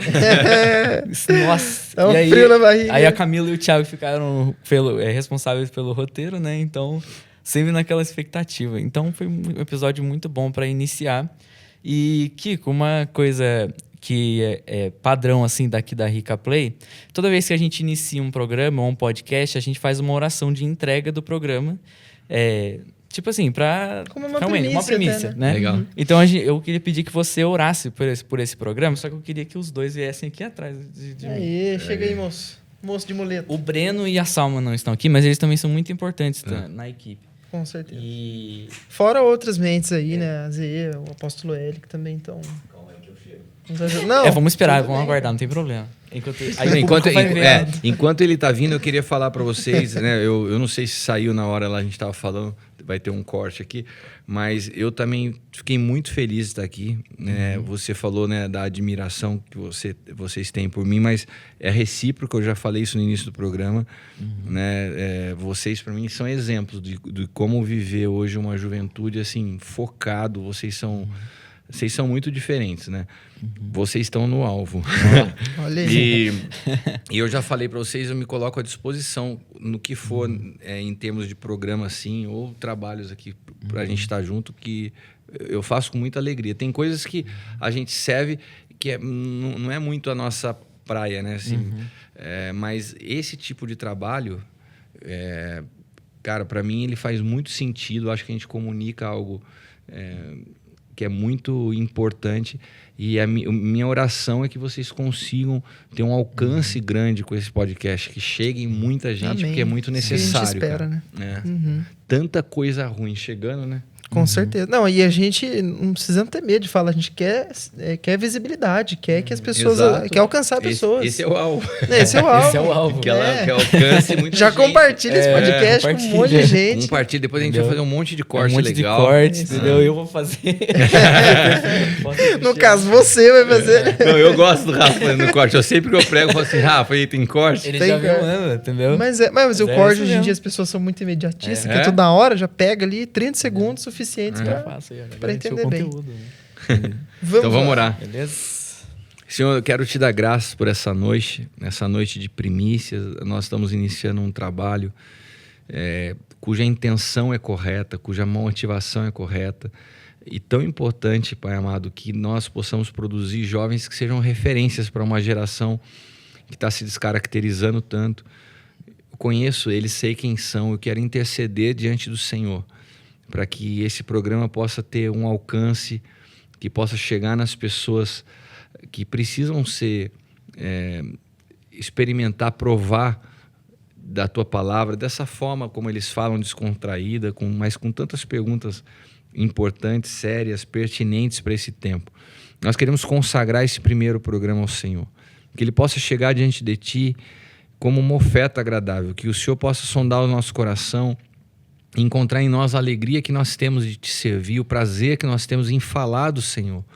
Como eu disse para eles, Pai, falar do Senhor com pessoas que desejam, que querem conhecer, querem ouvir, me dá tanta alegria, Pai. Foi tão importante, tão especial essa noite, e eu Te peço, recebe diante do Senhor como uma oferta nossa, que seja a primícia de muitos outros que venham a avançar, crescer, e que Cristo possa ser visto e encontrado em cada programa que seja produzido por eles nesse lugar. Nós Te damos graças e consagramos a Ti em nome de Jesus. Amém. Amém. Que o grande amor do Pai. Pessoal, muito obrigado Gente, por assistirem. E compartilhe aí, né? compartilhem. Com certeza eu acho que vocês aprenderam muito, né, com o que o nosso convidado trouxe, e seria muito interessante também você compartilhar essa mensagem para mais pessoas, para que mais pessoas aprendam também. Tá? Acompanhe os perfis dos Jovens do Sonho e da Rica Play no Instagram, que a gente tá postando tudo lá. Show de bola. Um abraço, gente. Tchau, tchau, pessoal. Valeu.